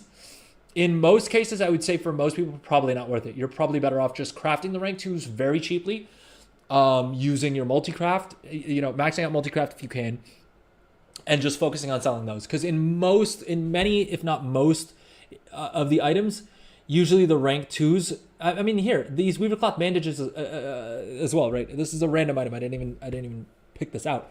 But you can see that if we were to craft these at rank 2, now with my current setup, I can't do that particularly profitably, so I'm not sure if people are crafting these to level up, and that's why they're so cheap. But you'll see that the sale rate on the level 2s is 805 versus the rank 3s only sell 171 per day, right? Which again, I say it every time I look at that region average daily sold, is it's the number itself is kind of meaningless, but it's handy to figure out, which is selling more. And out of these two, it means that there's about 5 times as many of the rank 2s selling on a daily basis as there are the rank 3s. And so if you're able to craft the rank 2s very cheaply, and my guess is that, I don't know how you can hit this. There's something I'm missing here, right?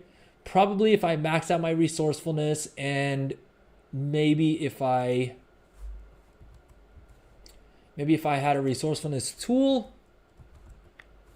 No, that doesn't seem to do it either.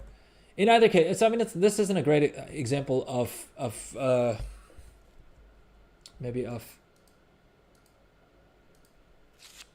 crafting the rank 2s just because it's a cheap item. But I mean, something like these, right? The rank 2 exquisite Weaver Cloth bolts, right? You can see again, the rank 2s, 2,909 of them sell versus 2,700 of the rank 3s. And that's going to be the case for most of these items, right? I think the spell thread, these Daybreak spell threads, funnily enough, the rank 3s seem to be selling better. But that's also because it's an epic item, and so people are probably not going to put an epic spell thread on a piece of gear that they plan on replacing super quick, right? And so if they're throwing an epic spell thread on it, it's probably their bis or near bis or something that they're planning on holding on to for a good long while. But yeah, so I'd say those would be the like 3 steps. Is first figure out how to craft the rank 2 super cheap.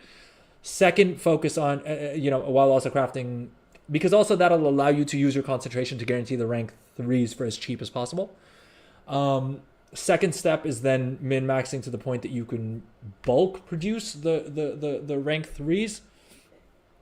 And then third is just optimizing the rank 3s.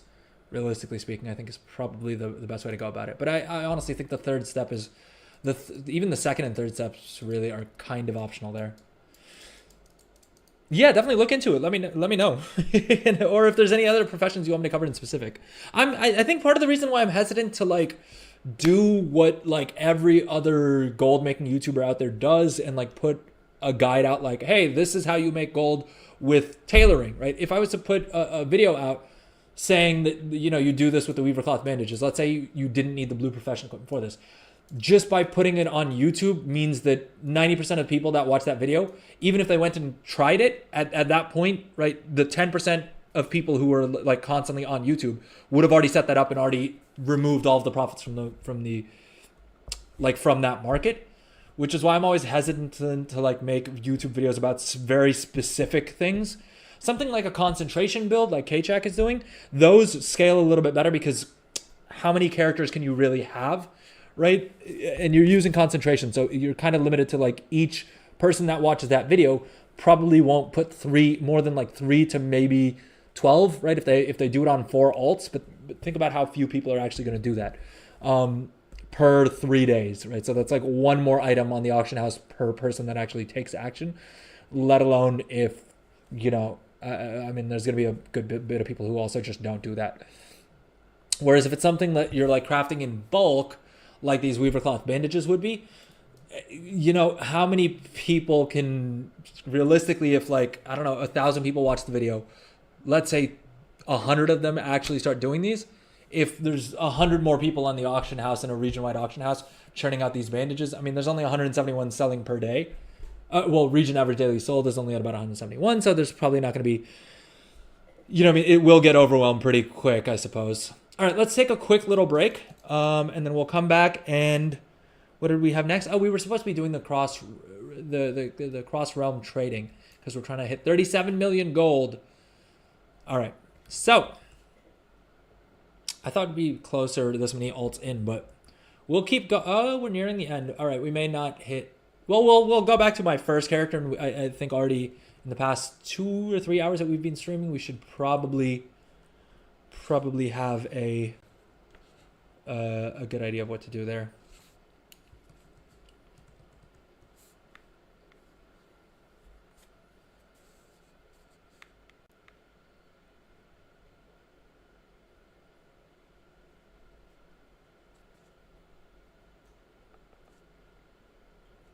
Oh, sorry, I forgot to hit the BRB button. All right, see you guys in a few.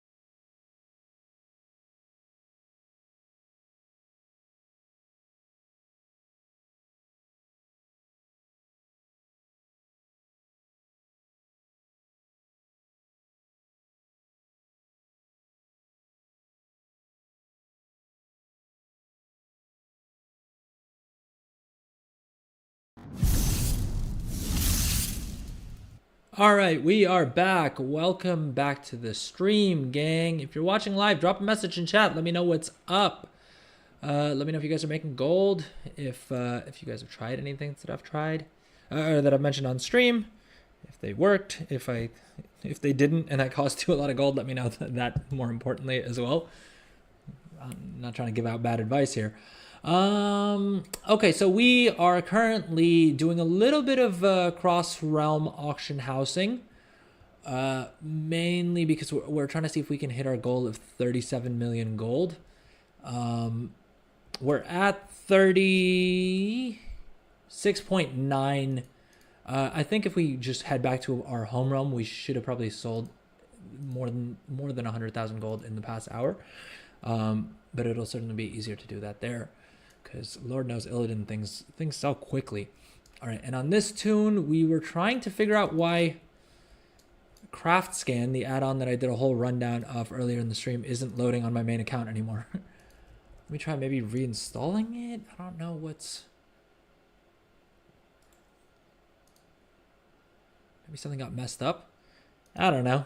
Is it really the Adrel shell unless we have a bunch of issues with add-ons? I don't think so. I don't think so. I worry that I would lose all of my viewers if I stopped having technical issues on stream.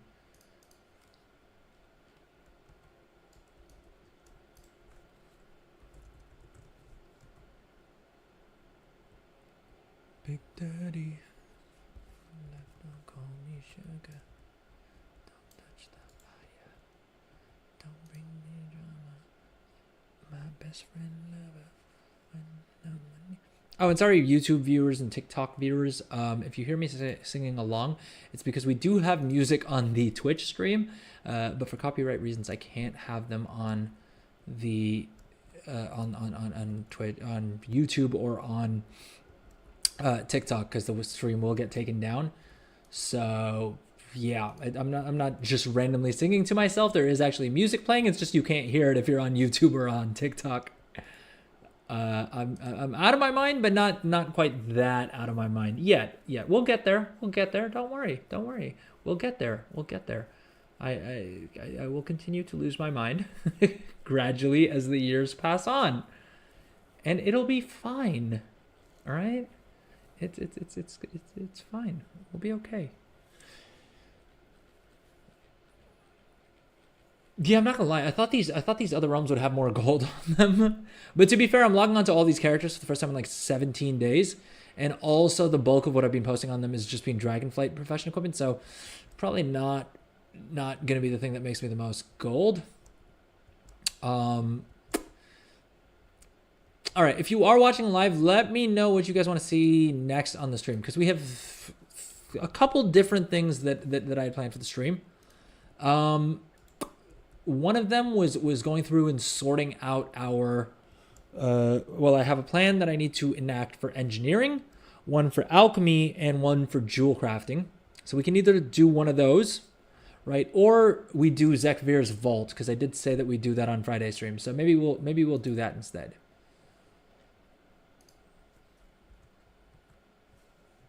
But again, let me know if you are watching live. Let me know in the chat which of those y'all want to see. Otherwise, I will pick, and I don't want to hear any complaints then.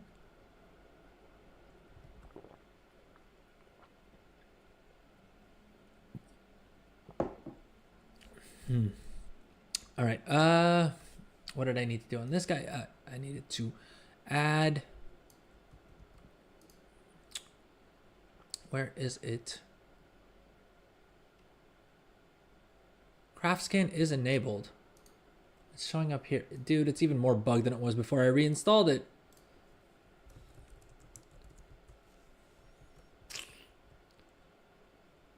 I wonder if the issue is because I'm only logged in on one account, and maybe it needs...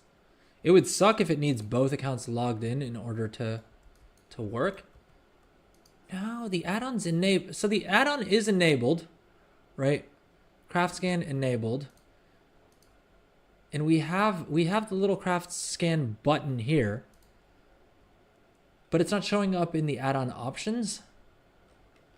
And this button isn't doing anything. And for the other characters that we were on, it was showing the little Craftscan button here, But now even that isn't showing up after we reinstall the add-on. Does it only...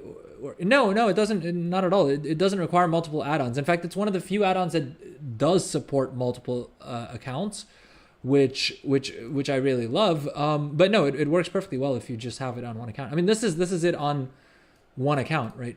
The problem is, for whatever reason, it's working on one of my accounts and not on the other account. And I don't know why. Like on my main account, it's just glitched out.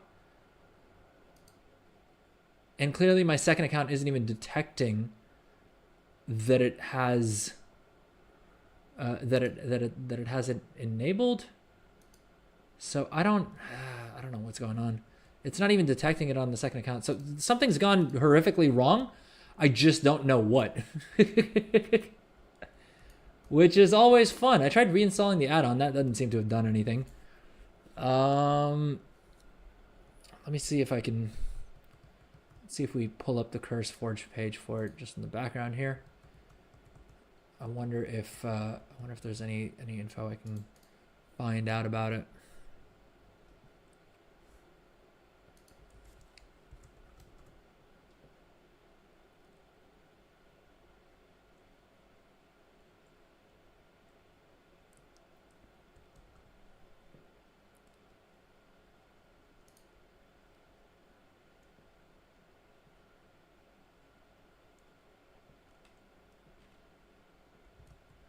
Yeah, I'm not sure. It's really frustrating because I literally did an entire guide to how dope of an add-on it is at the start of the stream, and now it's not working at all. Which kind of sucks, but hey, it is what it is. What are you gonna do? Hey, C-Tax, welcome to the stream. How's it going? How's your Friday going? Are you pumped for the weekend? Got anything fun planned?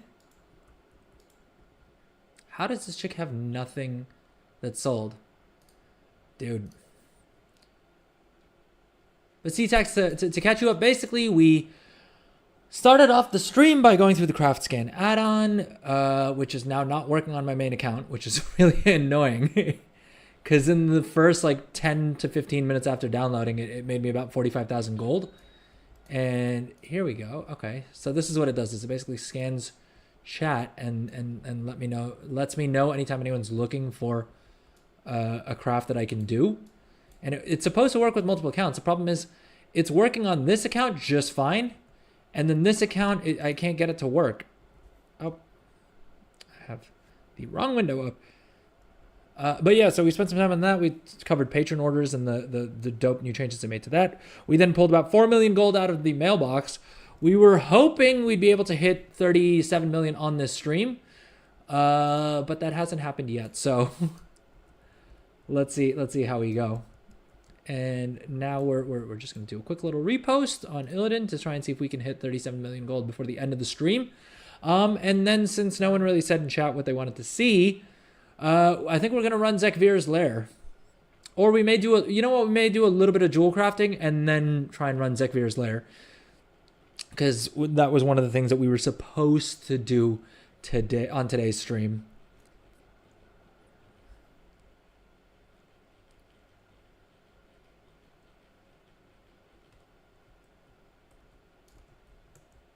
Though I will have to wrap up the stream in about in just under an hour actually, because we have some dinner plans that I need to get to. C-Tax as usual joining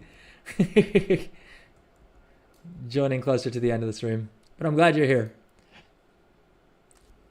The lair is fun for Dev's Vault. You can do it a couple of times and you get yeah. So that's why I want to see if I can get it locked down.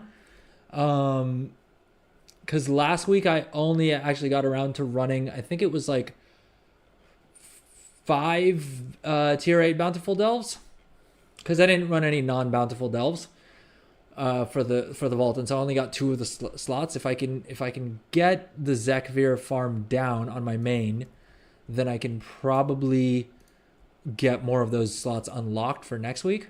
Because I know people are like Wowhead was saying that you can get it down to about 2 minutes. Yep. I did say that you always get here when the stream starts to get fun, and like I said, I don't think it's unrelated. I think it's very much related that that the stream always gets more fun once you join. So thank you again for joining us. 2 to 3 minutes for the lair, dude. All right, C-Tax, you watched the stream for long enough to know that if anyone else says that it's going to take 2 to 3 minutes, it'll probably take me like 20 to 30 minutes. But even so, 20 to 30 minutes wouldn't be too bad. I mean, the premise, and if I do edit this into a YouTube video, the title is literally going to be something like the most mid player in World of Warcraft was able to beat whatchamacallit, Zekvir's lair. You tried the lair and you never could kill it, Spike and Ed? Well, yeah, so that's what I was saying. I mentioned on Wednesday's stream that we'd take a stab at it today, like on today's stream. And conveniently, I'm just going to assume it's because of... oh, shit. I didn't mean to hide that. No, okay, we can't do that order anyway. Sorry, I was saying... Yeah, I mentioned it on Wednesday's stream, and I'm going to assume that it's just because like Blizzard watched my stream and knew I was going to be doing it on stream today. But they nerfed Zekvir's lair a whole bunch last night, is my understanding of things. So hopefully that should make it a little bit easier to run. Should we run a tier 8 bountiful delta? Is Takrathan Abyss bountiful again? That's 2 days in a row, or was it? It may have been day before yesterday that it is bountiful. I think yesterday's bountiful was the fungal folly, because I did run that. I'm sitting on quite a few coffer keys as well, so I should probably attempt that as well. You run around, kill web, and dodge stuff not too hard. All right, where is Zekvir's lair? I do have the quest for it, and I don't think I have... Yeah, I only have one of the tier 8 vault slots unlocked. So I don't know how many tier 8 delves I've run. I do kind of wish it would tell you like here, like how many of each activity you've run. I'm sure there's probably an add-on out there, right, that could do that. Or maybe a week aura? I don't know. Yeah, sorry, I was trying to figure out where the heck Zekvir's lair is. Oh. Okay, Ashka hat, bottom left. Thank you, City of Threads. All right, I'm trying to think if there was anything I was supposed to procrastinate with before doing that. I did want to do a jewel crafting build because last night I put together some ideas for how I can salvage my jewel crafter. Because I made the mistake of basically going profession equipment, which is not a mistake in and of itself.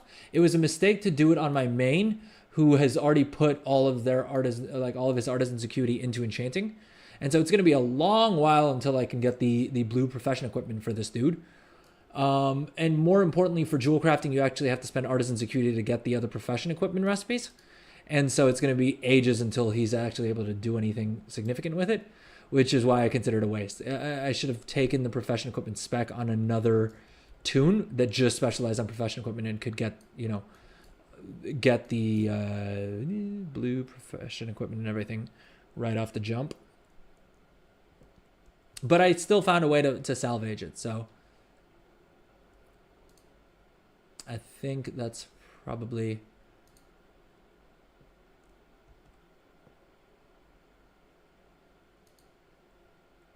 Yeah, so this is what this add-on does, is it just sits here scanning chat, and basically it'll tell me anytime anyone's looking for an item that any of my characters can craft, and then all I have to do is click on it and it'll whisper them, telling them that I can craft it, and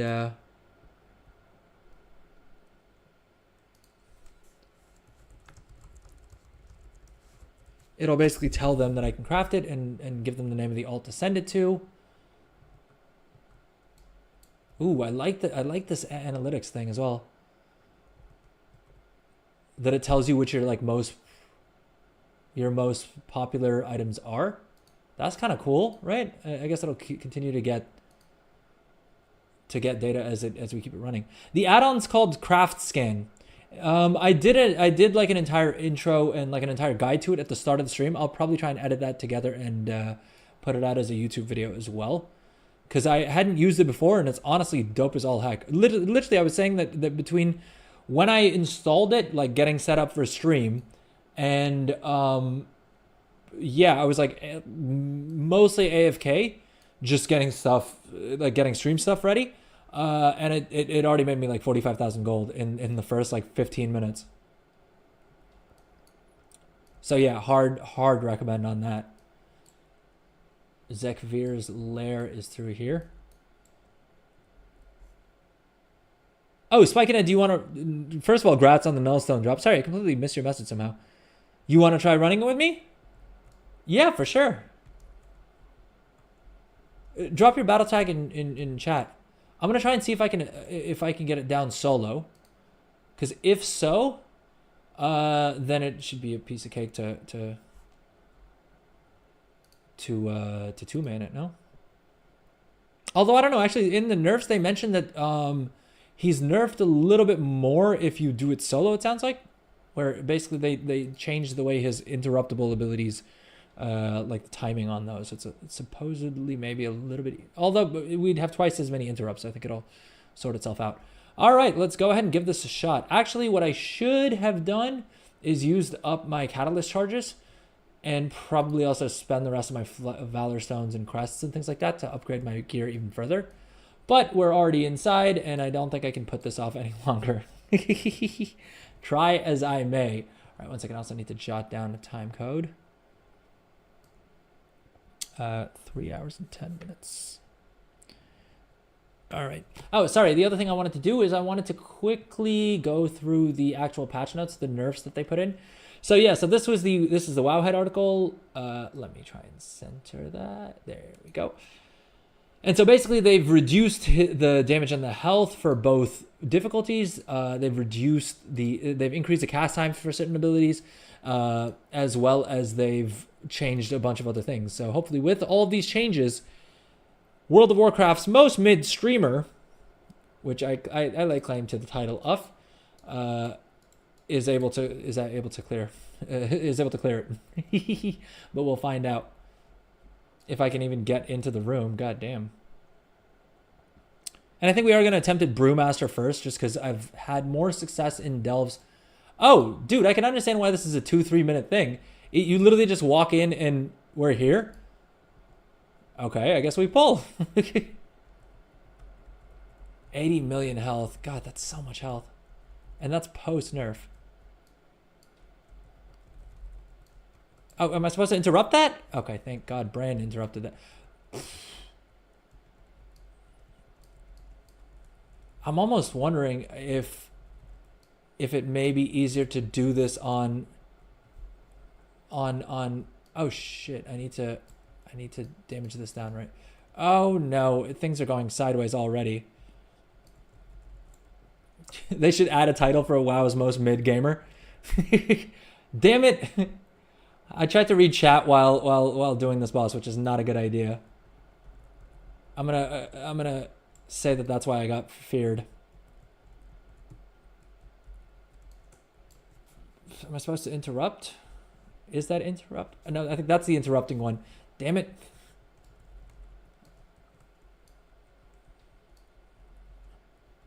I'm almost wondering, because I'm doing kind of okay on health levels. I'm wondering if doing this as Windwalker is maybe the move, just so I can damage him, like DPS him down a little bit quicker. Because things do take forever to kill on. Oh god. Oh god.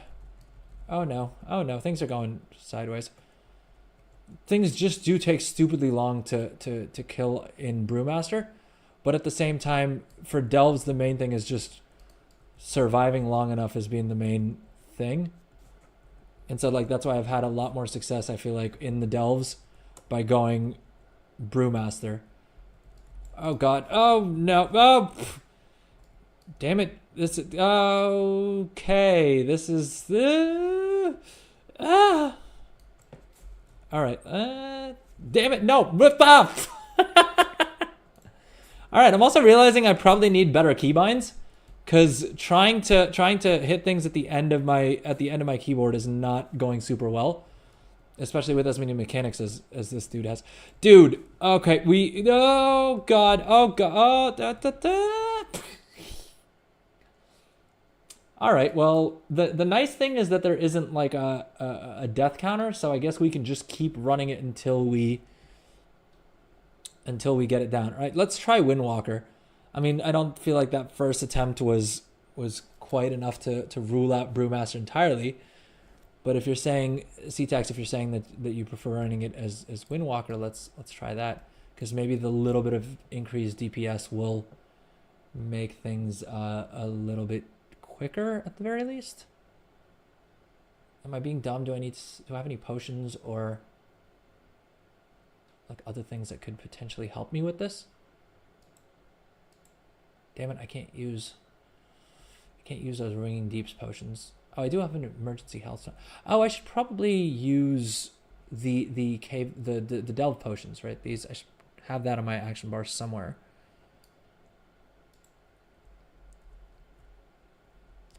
Yeah, I'm attempting it solo, but I'm happy to try it I'm happy to try two-manning it if you're okay with the likelihood that I probably die at some point.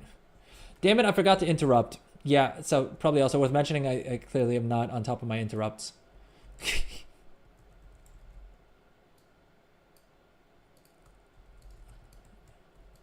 And I think that's a good sign that I'm adjusting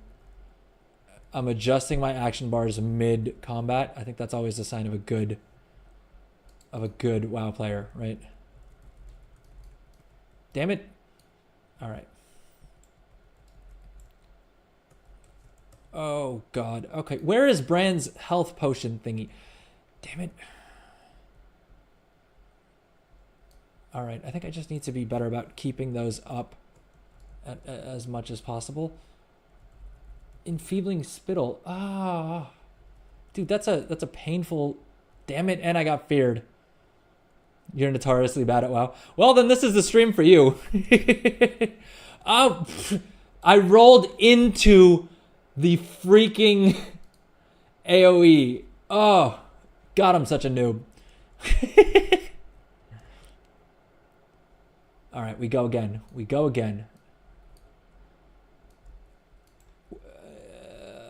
I'm trying to think, is there like a consume? Is there anything else that I can do to make this a little bit more doable? Because the problem is I'm relying on roll too much for movement, and so if I don't roll in time, then I'm just not dodging the thing. See, like right then, I need to get more used to like moving out of things without just relying on roll. Because when roll is out of charges, I end up not like missing, like dodging the thing, you know? And I gotta get better at interrupting that. At interrupting the what do you call it? The dot that he's throwing down. I should probably also get better at going through these potions that Brand's dropping. Which is funny because as a monk, I'm supposed to be really good at moving around and doing things, and I kind of suck at it.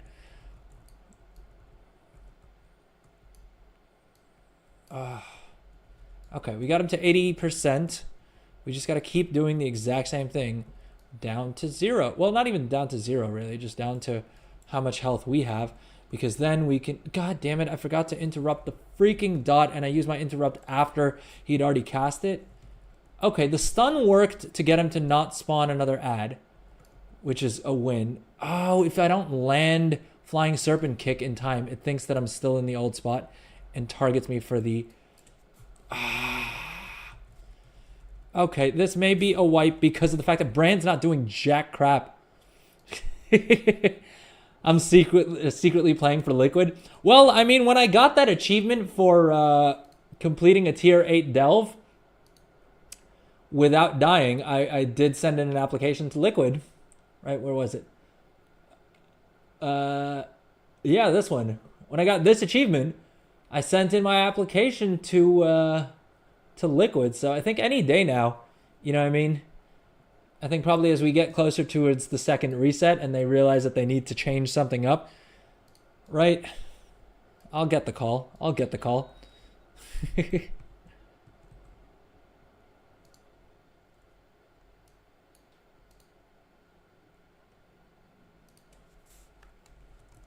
Oh, sorry, we're getting crafting orders. This is the only thing, is it is a bit of a distraction from whatever you're doing.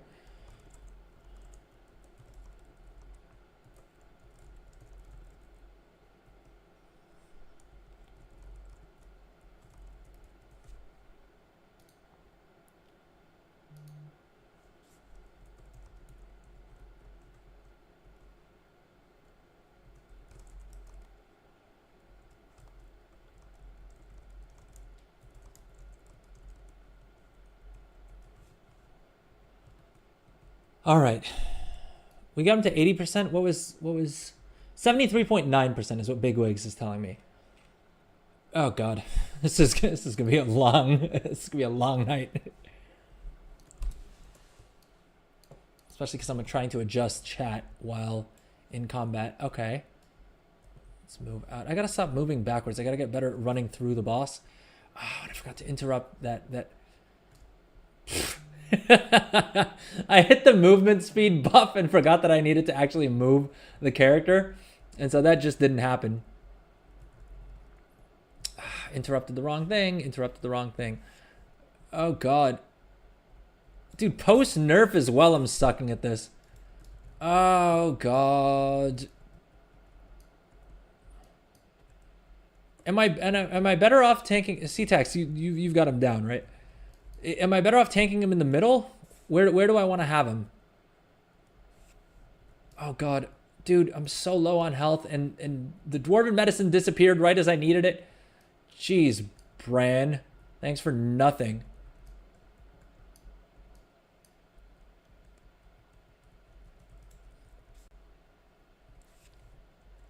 Oh, I gotta take out these egg cocoons as well.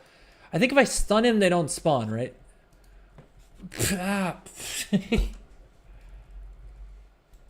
Dude, there's too many buttons to press. And not saying that as a Windwalker monk who has relatively less buttons to press compared to a lot of other classes.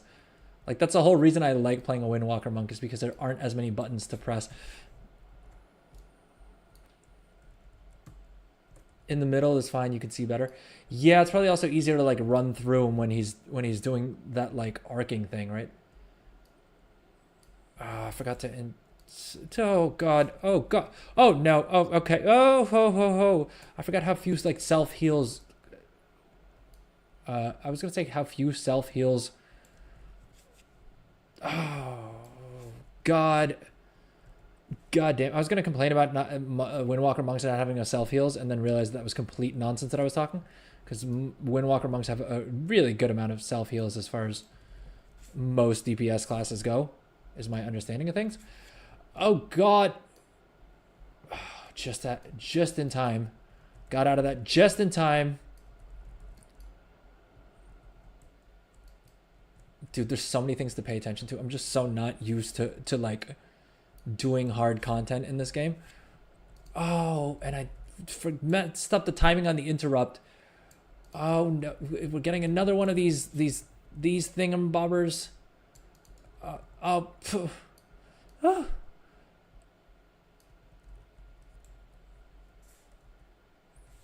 I suppose that. Oh God damn it, dude.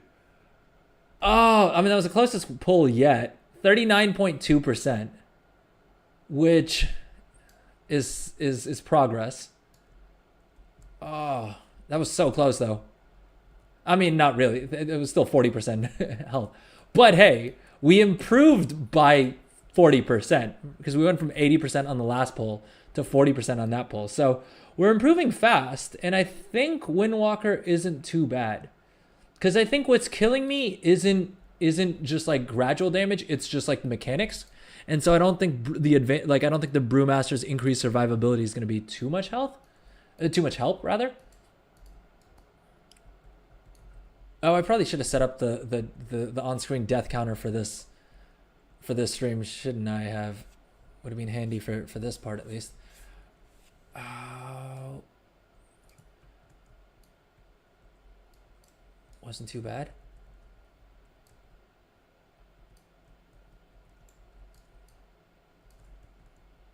Damn it, I forgot to stun him for that so that we wouldn't get the spawn on that. Forgot to interrupt.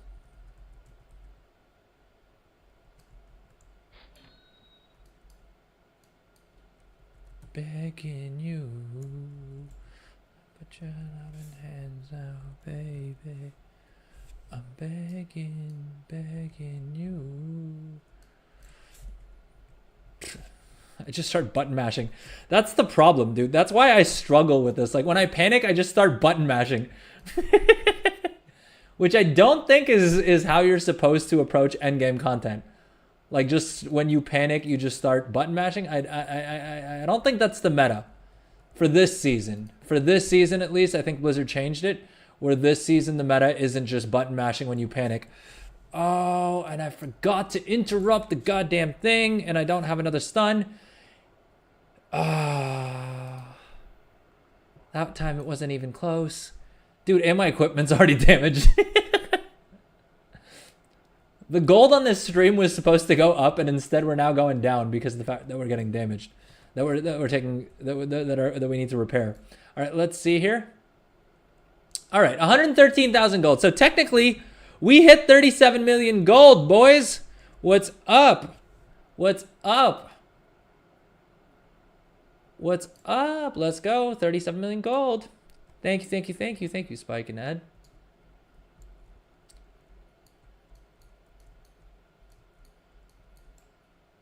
So yeah, we crossed 37 million gold, even after the repair, how much ever we just spent on repairs. Because I have a feeling that that number is only going to go up, to be honest with you. All right, let's pull again and let's see how we go. The thing is, I don't even know that I necessarily learned anything from that last pull, which is the more concerning thing. Oh, yeah, getting feared that early on is probably not a good sign. But hey, it can only get better from here. Dude, I'm too late on my stun. He's still spawning the ad, which is not great. And I still got the dot. Oh, I got the dot. Damn it. The problem is that I'm trying to do things on the right side of my keyboard. And because of the fact that I use an ergonomic keyboard, I can't just like reach over with my left hand.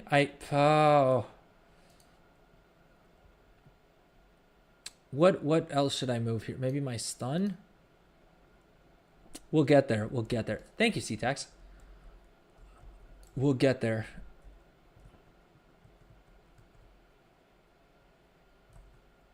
All right.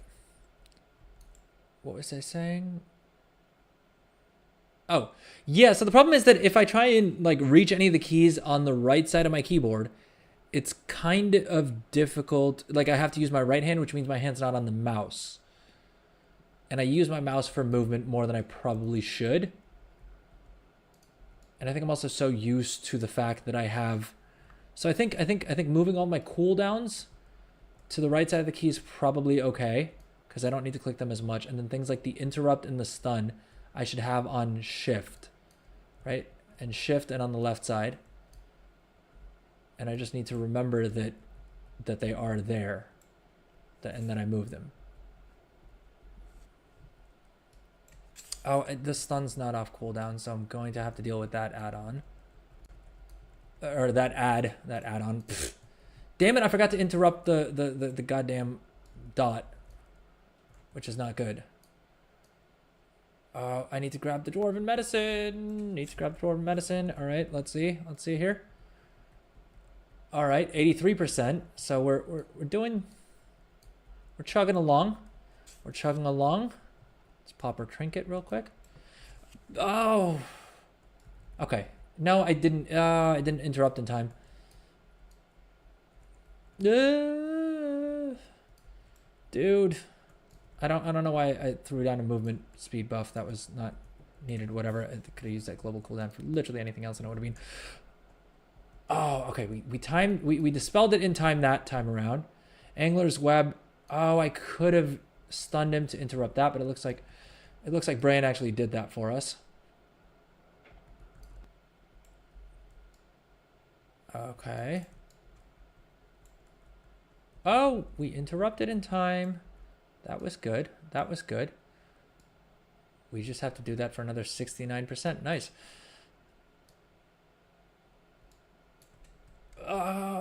Did I? Yeah, okay. I managed to stun him before that. Damn it. I got the dot even though I interrupted him. I was too late on the dot. Oh, for Christ's sake, dude. For Christ's sake. I tried to roll out of the AoE. Oh, that was so dumb of me. I gotta stop relying on roll because when I'm out of charges, then I hit that and it doesn't go through. 63.1%. That's our second best pull. What did we say we got him to? 40%? Was it 40% was the best we did? Let me see if I can scroll back up in the logs. It's bigwigs. Yeah, I think 40% was our best pull so far. And it is, I think it is literally just, it's just it's basically when I don't interrupt the, what do you call it? When I don't interrupt his dot in time, and so I have the dot up and then I get hit by a mechanic, that's more than enough to overkill. So I don't know that moving to Brewmaster is going to be any better. If anything, the fight will just take longer, which means I need to be on point for longer, which will probably mean that there's a higher likelihood that something goes wrong, that I mess something up, like one of the mechanics up along the way.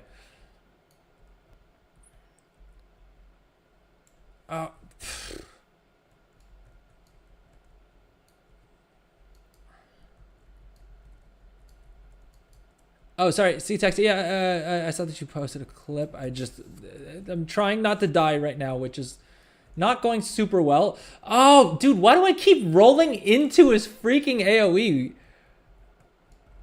All right, I don't know if I interrupted that or Bran interrupted it, but I'm gonna steal credit for interrupting it. Dude, I'm still rolling out of danger. Not a good call. Not a good idea in the slightest. I know I shouldn't, but I still am doing it. Dude, this add-on is also... Oh, God, I'm stunned. Luckily outside of range of his AoE. I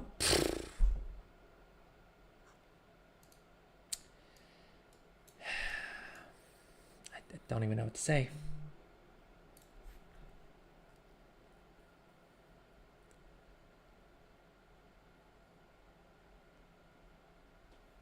All right, let's see the link that C-Tag sent. Do I have? Yeah, I have it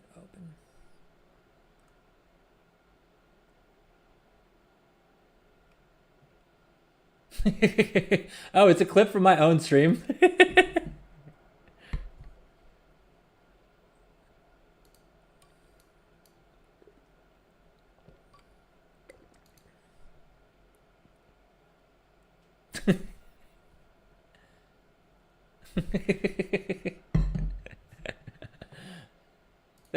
Thank you for that. I needed a laugh, dude.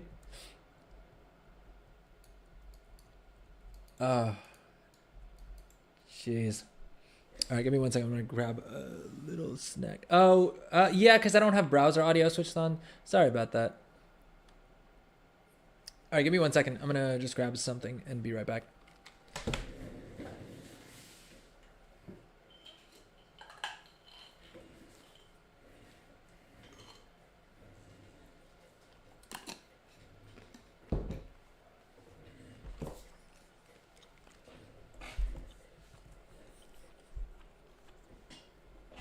All right, if cashews can't give me the energy needed to get through this, I don't know what will.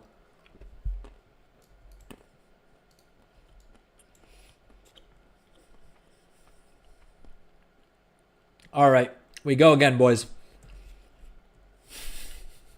And we start off by using a spell that we're out of range for. So, W pull so far. Things are going well. I use both of my interrupt, like my stun and my interrupt. like one after the other,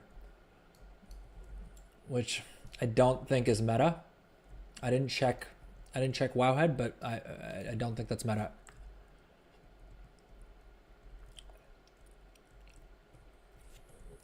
Damn it! I didn't get the interrupt off in time.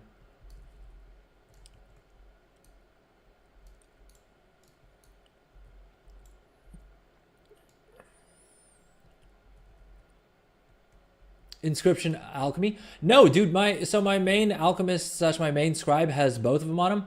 Admittedly, I haven't done jack crap with alchemy beyond just like concentration. Besides like concentration crafting, the flasks of alchemical chaos. So low key, yeah. The answer to that may be yes. But I've made a good amount of gold with inscription, and there's a couple different builds that I would recommend going. It's the same thing that we were discussing earlier on in the stream, which was basically just get really good at crafting something at rank 2. And the ones that I've gone for so far are the missives, and then like one of my scribes went missives. The second scribe went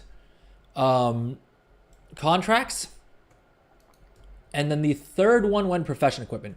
But profession equipment's probably the easiest of them to get into if you don't have blue profession equipment, just because of the fact that the alchemist's rods alone, first of all, they sell for a lot, but second of all, they sell really well, because I think a lot of people who have alt armies from Remix are using they're using alchemy on their alts, and so they're buying the green profession equipment as more and more of those alt army characters are coming online. Oh god, dude, we're too close to no.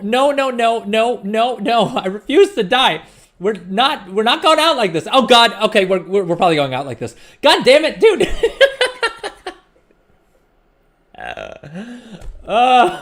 It's so powerless being caught in one of those webs.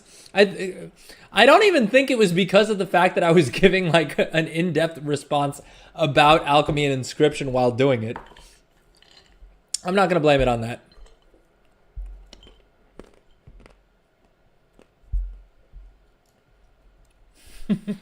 No, you're good. It was my own fault for reading chat while trying to take this boss out.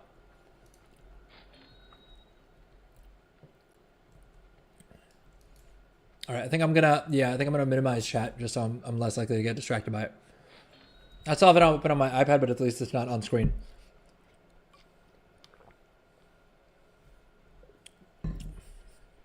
But okay, no. So to answer your question, inscription missives have made me the most gold. Professional equipment probably number 2, and number 3 is contracts. But contracts are really only profitable on Tuesdays, like right after server reset, because that's when everyone buys their contracts. After that, the prices sort of drop the rest of the week. And so a lot of times I won't, what do you call it? I won't bother posting them until like Tuesday, maybe on Wednesday. And that works pretty well.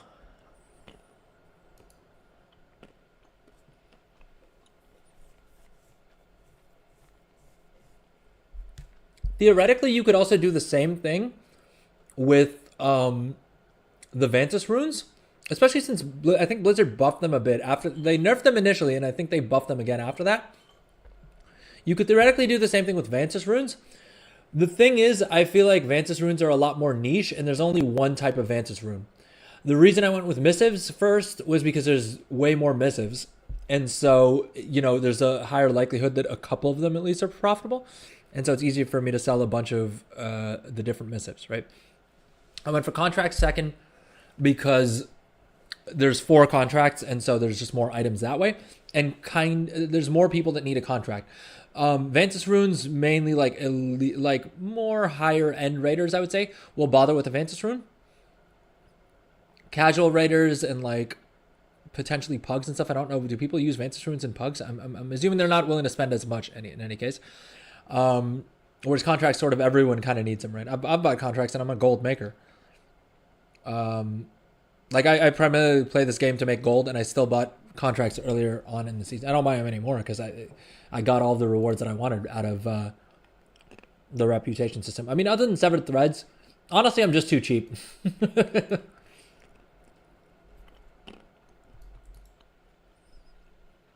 You don't use them. Yeah, that's what I'm saying. Like Mantis runes, I feel like are way too niche. Also, because you can only use them on one boss now, and like it's. I don't. There's not going to be too many people out there who are willing to spend whatever 2, 3, 4,000 gold to have a little bit more versatility. Oh, C-Tex, are you saying should we try it together? Yeah, for sure. Do I have you on on BNet?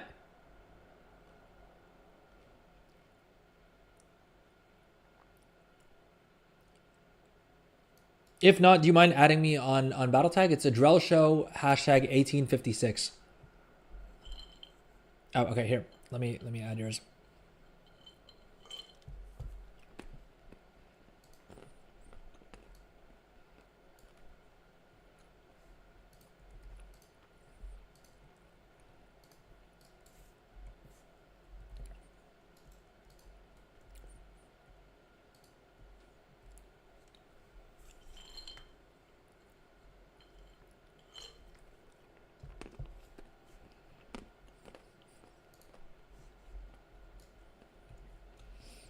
Okay. I see we have a couple more people joining us on YouTube and maybe some more on Twitch as well. Welcome to the stream. If you're just joining us, we are attempting Zekvir. And we're trying to see if WoW's most mid streamer, yours truly, can get through Zekvir after all the nerfs that Blizzard hotfixed in yesterday. So far, the answer has been no. All right, we're on how many polls have we had? Well, Bigwigs isn't telling us. I think we've had 5 or 6 polls. Right, the best we've done is about 40%. You're not in the same instance. Wait, why is that?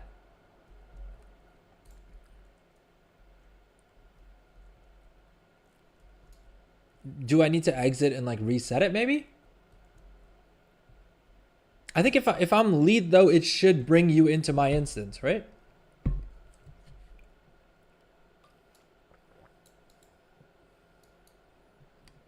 Delve progress will be lost.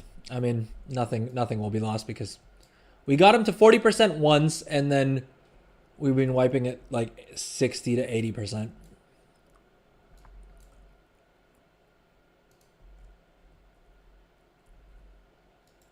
All right, I can't see you out here because you have war mode on. And for this expansion is the first time that I've actually played the bulk of it without war mode on. And that's mainly because of the fact that I realized it was a lot easier to do world events with it off. Although I don't really even do that many world events, I should probably stick it on anyway. But hey, what are you gonna do? Wait, so is it your brand or mine?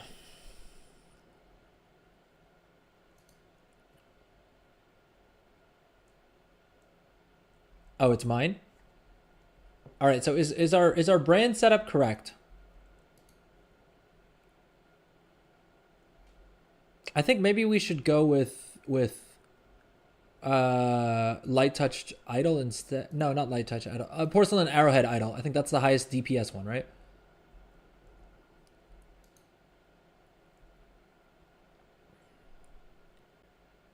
It's mine now. Wait, what level is your brand?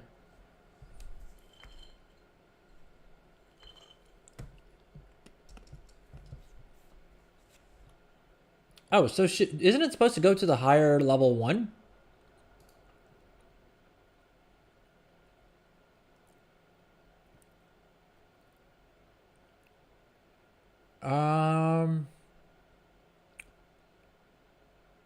Oh, it's the leader one? Okay, should I promote you to leader or will it not make too much of a difference? And if not, then which oh, it's the leader. Okay. Okay, are we good with the setup though? Porcelain, arrowhead, idol, and amorphous relic. All right, sick. Let's do this.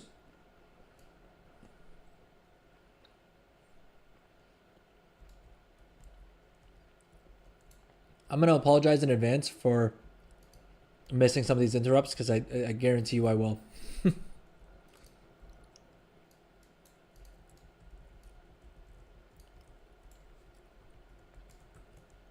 Dude. I feel like he's quicker with all these things. Like with all of his casts, since we're two-maining it. Which makes sense, but doesn't make it any less annoying. How did I manage to hit the Windows key? Oh god. Damn it. Interrupted too late. Ah, pfft. I literally hid chat from the screen so I wouldn't look at it, and I looked over at chat on my iPad. All right. All focus. All focus.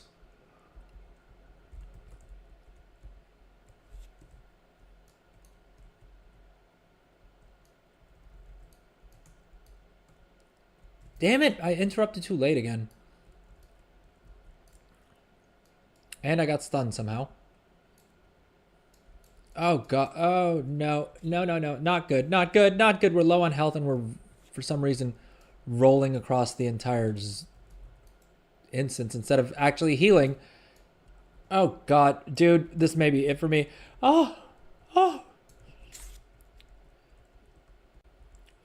Oh, I'm out of cooldowns as well. All right. All right. Okay, that was...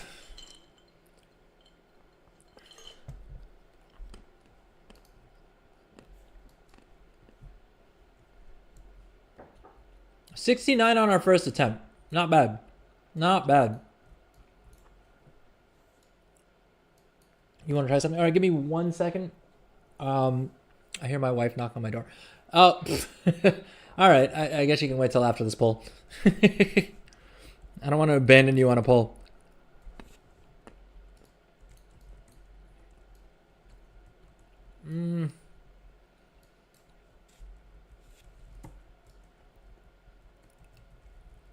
Damn it. I interrupted too late again. Does the stun not interrupt his cast of throwing down that web? Damn it, I'm always too late on the interrupts. And then because I'm late on it, I don't have it off cooldown for the next time that I need it. Oh, God.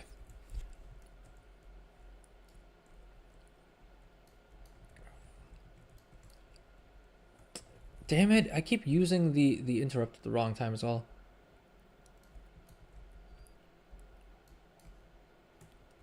See, because like now it's... I should have interrupted right then, but it's not off cooldown.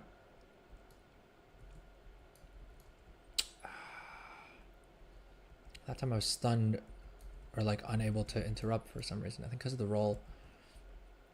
I keep saying it, but I keep doing it. I keep saying that I need to stop relying on roll to move out of things and then forgetting to do that. All right, I think that time I actually got the interrupt off.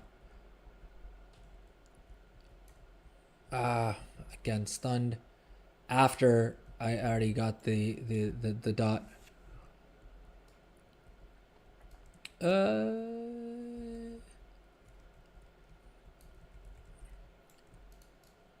Damn it, I missed interrupting that time. Sorry, that was on me. You were getting the ad. Ah.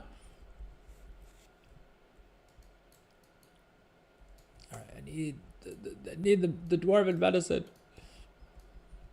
Does Brand throw down the same amount of dwarven medicine regardless of how many players are there, or does he throw twice as many if we're two-maining this? I'm guessing he probably just has the same amount of potions, right?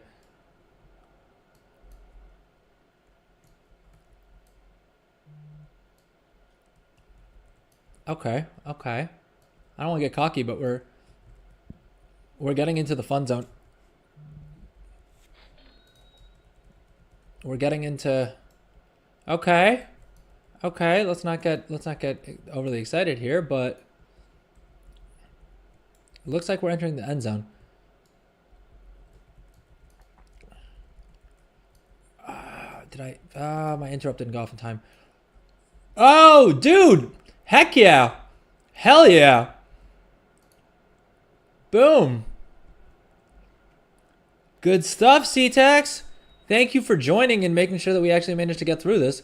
I don't know how, if and when I would have gone through this solo. Probably would have taken a lot longer. Thank you, thank you, thank you. What is this? Oh, I finally got every single one of the curios.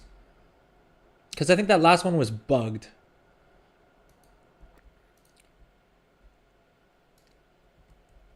Oh, there's a chest? Ooh. I thought that was it in terms of loot. All right, where's the... We got the little transmog item, didn't we? The back transmog item?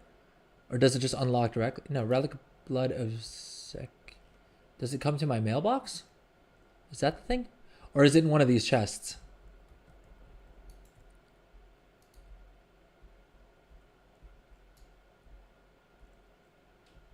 Nice. Nice bracers. They rolled leech on them too. 25 Valor Stones.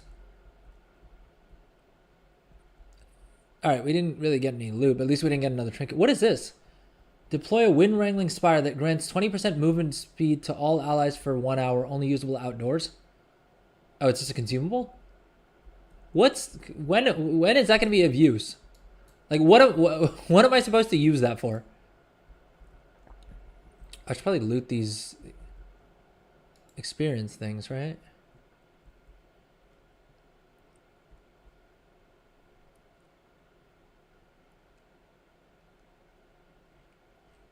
Oh, C-Tax, you got the trinket. That's why. My trinket RNG just got shifted to you. So instead of me getting a trinket this time, you got one instead. Oh, I think that also means my brand is level 28 at this point, right? Dude, what? Why didn't he get any experience from this? Oh, I guess because the fact that you can farm it kind of quick once you get it down, they probably don't want it to just be super easy to use Zekvir's Lair to grind out brand experience. But okay, did that unlock our final... No, I still need to do it once more at least solo for a second vault slot. And I should probably also run some more Bountiful Delves in general to use up the coffer keys.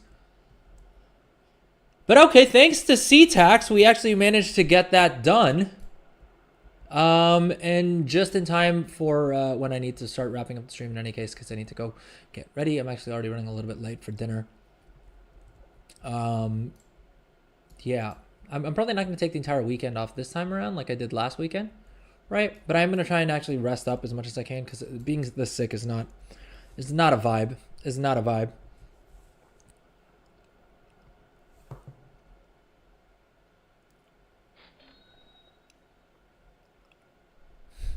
Looking for Zekvira carry? I'm sorry, I'm just catching up on chat. Yeah, I think that's basically what happened. I think C-Tax basically carried me through it, if we're being honest.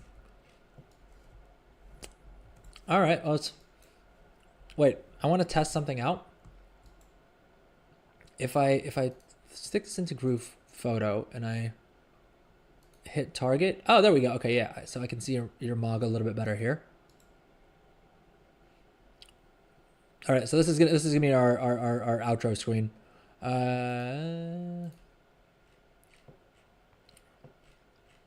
Why can I not move the model?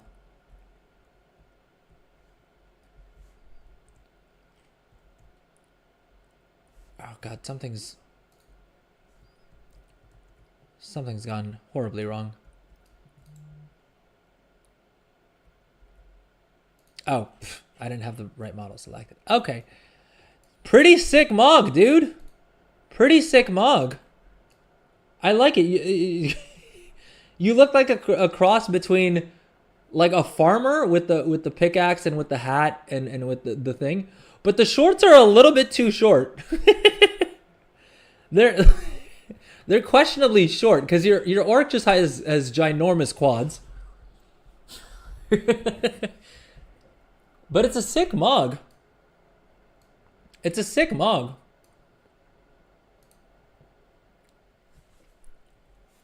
Good stuff. All right. With that said, we'll have C-Tax wave us all out of the stream here, and yeah. Wait. Was it a 554 trinket or a 584? In any case. Yeah, so gang, let's wrap up the stream here.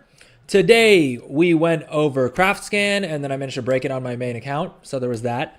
We went over the patron work order changes and how much better they've made that whole system. And it's only going to get better because it impacts all recipes coming up. We then spent some time opening up our mailbox and pulling like 4 million gold out. We hit 37 million gold, new milestone there, right? We spent some time on cross-realm trading. And I explained the setup that I have and how I recommend everyone else sets it up as well. So that was hopefully useful. Then we spent some time covering, just general profession stuff, right? Some gold making stuff, some hopefully helpful stuff there as well, right? I gave you guys some ideas for builds. And then we wrapped it up with Zekvir's Lair after the nerfs. Wasn't quite able to do it solo, but luckily we had C-Tax in chat come help me out, and we were able to get Zekvir taken down as well. I will continue to attempt to do him solo, and if I do, we may do another one of those on stream again. But anyway, with that said, we are now scheduled next to stream on Monday. I don't think we'll be doing a weekend stream, if I'm being honest. And so I will see all of you lovely people on Monday. I hope you guys have a great weekend ahead. I hope you guys make a bunch of gold and the RNG gods are ever in your favor. And if you test out any of the things that I mentioned on stream today, do join us again on Monday and let me know if it worked out, what your results were like, all of that fun stuff. Beyond that, we have the YouTube channel, we have the TikTok, the Instagram, all the social things. If you enjoyed the stream, please consider joining us, dropping a sub. Either a Twitch sub or a YouTube sub. I'll take either at this point, to be honest with you. But yeah, check out the other socials as well. I've been posting content on other places as well. And with that, I am going to sign out. Take care, fam. Have a lovely weekend ahead. And I'll see you all on Monday. Bye-bye. Bye now.